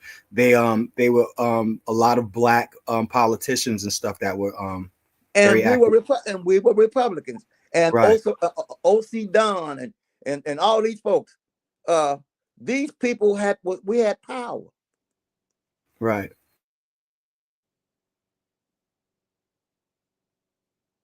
Yeah. So I'm not just here running my mouth. I've got my sister would say, I got the books. I've got books that I've written. Right. I've got my backup material. I had to do the research. I couldn't run around here looking. I had to look on both sides, whether I liked it or not. The good, the bad, and the ugly. Because I went looking for reparation. I went looking for an identity. I got slapped upside the head when I went to Natchez, Mississippi. I went to this guy, his name was William Natchez Johnson. He became one of the richest men in Mississippi, so much that he was loaning money to the government. And one day, one of his own kind, over a land dispute, ambushed him coming from court because he had won the case, ambushed the brother going home. William Natchez. We was banging on each other way back then. Yeah, man. William Natchez Johnson. I got the man's diary and all that. They turned his house into a museum. right there in Okay. Natchez, Mississippi. Mm-hmm. You know, there was a sister by the name of Teresa Corn. She was one of the richest women who owned slaves in Louisiana. She owned a Melrose place. She had 300 slaves. And she built a Melrose place. Her name was Teresa. Beautiful, man. I mean, she was gorgeous. And the list goes on. But we don't want to look at it, like I said, but that's where it is. There's a group called what was this guy's name? Jefferson Davis was the president of the South. Well, the black brother called the Montgomerys wind up because he went broke, and the Montgomerys, who was slave, bought his plantation and had to loan him some money. Isaiah Montgomery is the guy that built the only surviving black-owned town today. It's called Mound Bayou?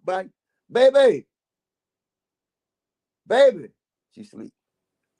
Mound Bayou is still exists today. Black-owned town. We had a bunch of black-owned towns around here. They burned a bunch of them down because they got jealous. But we would, oh, y'all. So it's just more, and a lot of religion played into it. Right. You know. You know much about the Ethiopianism that was going on around the late 1800s all the way through 1920s? The people who were looking at Ethiopia, Marcus Garvey, and a lot of the Pan-Africans during that time. Pan-African movement got started, and he was trying to get this back to Africa and everything. Right. But you know, but you have to realize that it's called the Susi a period that we was in this place called 100,000 years before the first white man showed up.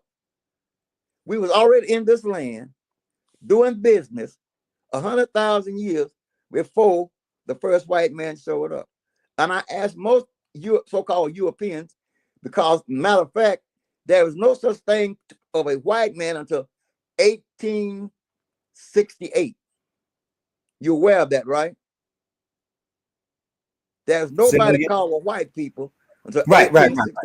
After the Bacon Rebellion and stuff, they weren't even calling folks black and white. No, but the thing was that there's a book called the Black's Law Dictionary, volume 4, page 1, that called the Naturalization Act, that a Caucasian cannot be a citizen of the United States. Black's Law Dictionary, Naturalization Act. What is a free white person? If it's a free white, it got to be a bondman somewhere. You got a free white, it's got to be one in bondage somewhere. Right. And they passed a law that certain so-called, but in the white thing, now check this out, Africans are considered white in Black's Law Dictionary. We're not considered black.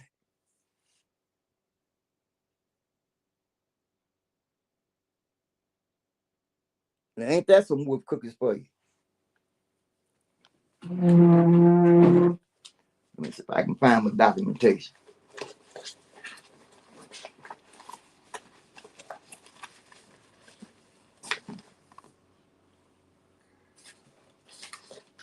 Oh, it's Black Law Dictionary right here. Are y'all familiar with Black Law Dictionary? I knew it. Yeah, I'm familiar with, but I thought that was about like mental health or whatever. No, I got to slide out, y'all. Got to handle my son for a little bit, but I'm listening. All right, look. All right. Give thanks, Elder. You got it. We might do another one because I got some things that I want to get together.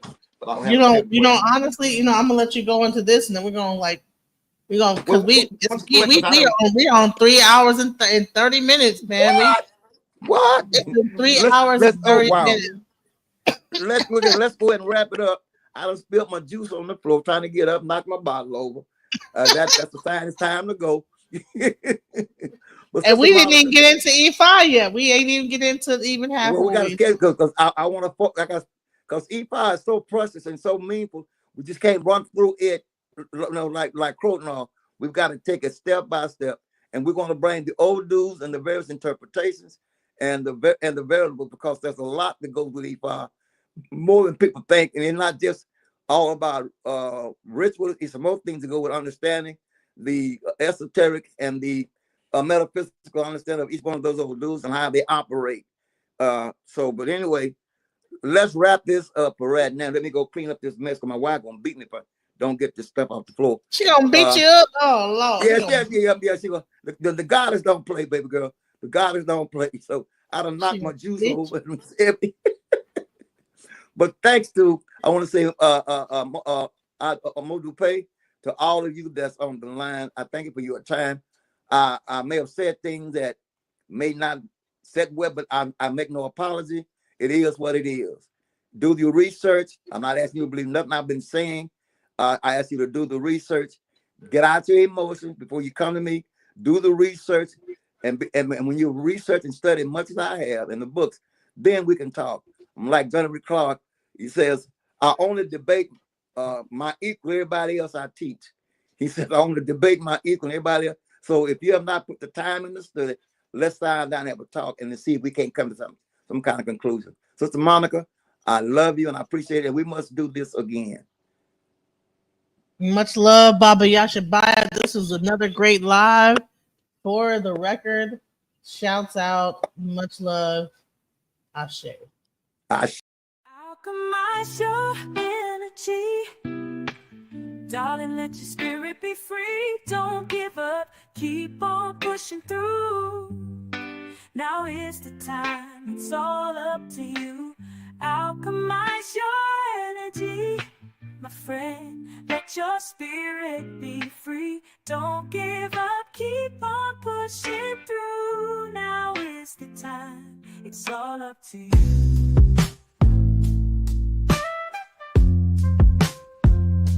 No matter the storm, but over tragedy. No matter the storm, but over tragedy. No matter the storm, we will always take flight. Keep on pushing through the darkness of night. There's no limit, let's reach for the sky.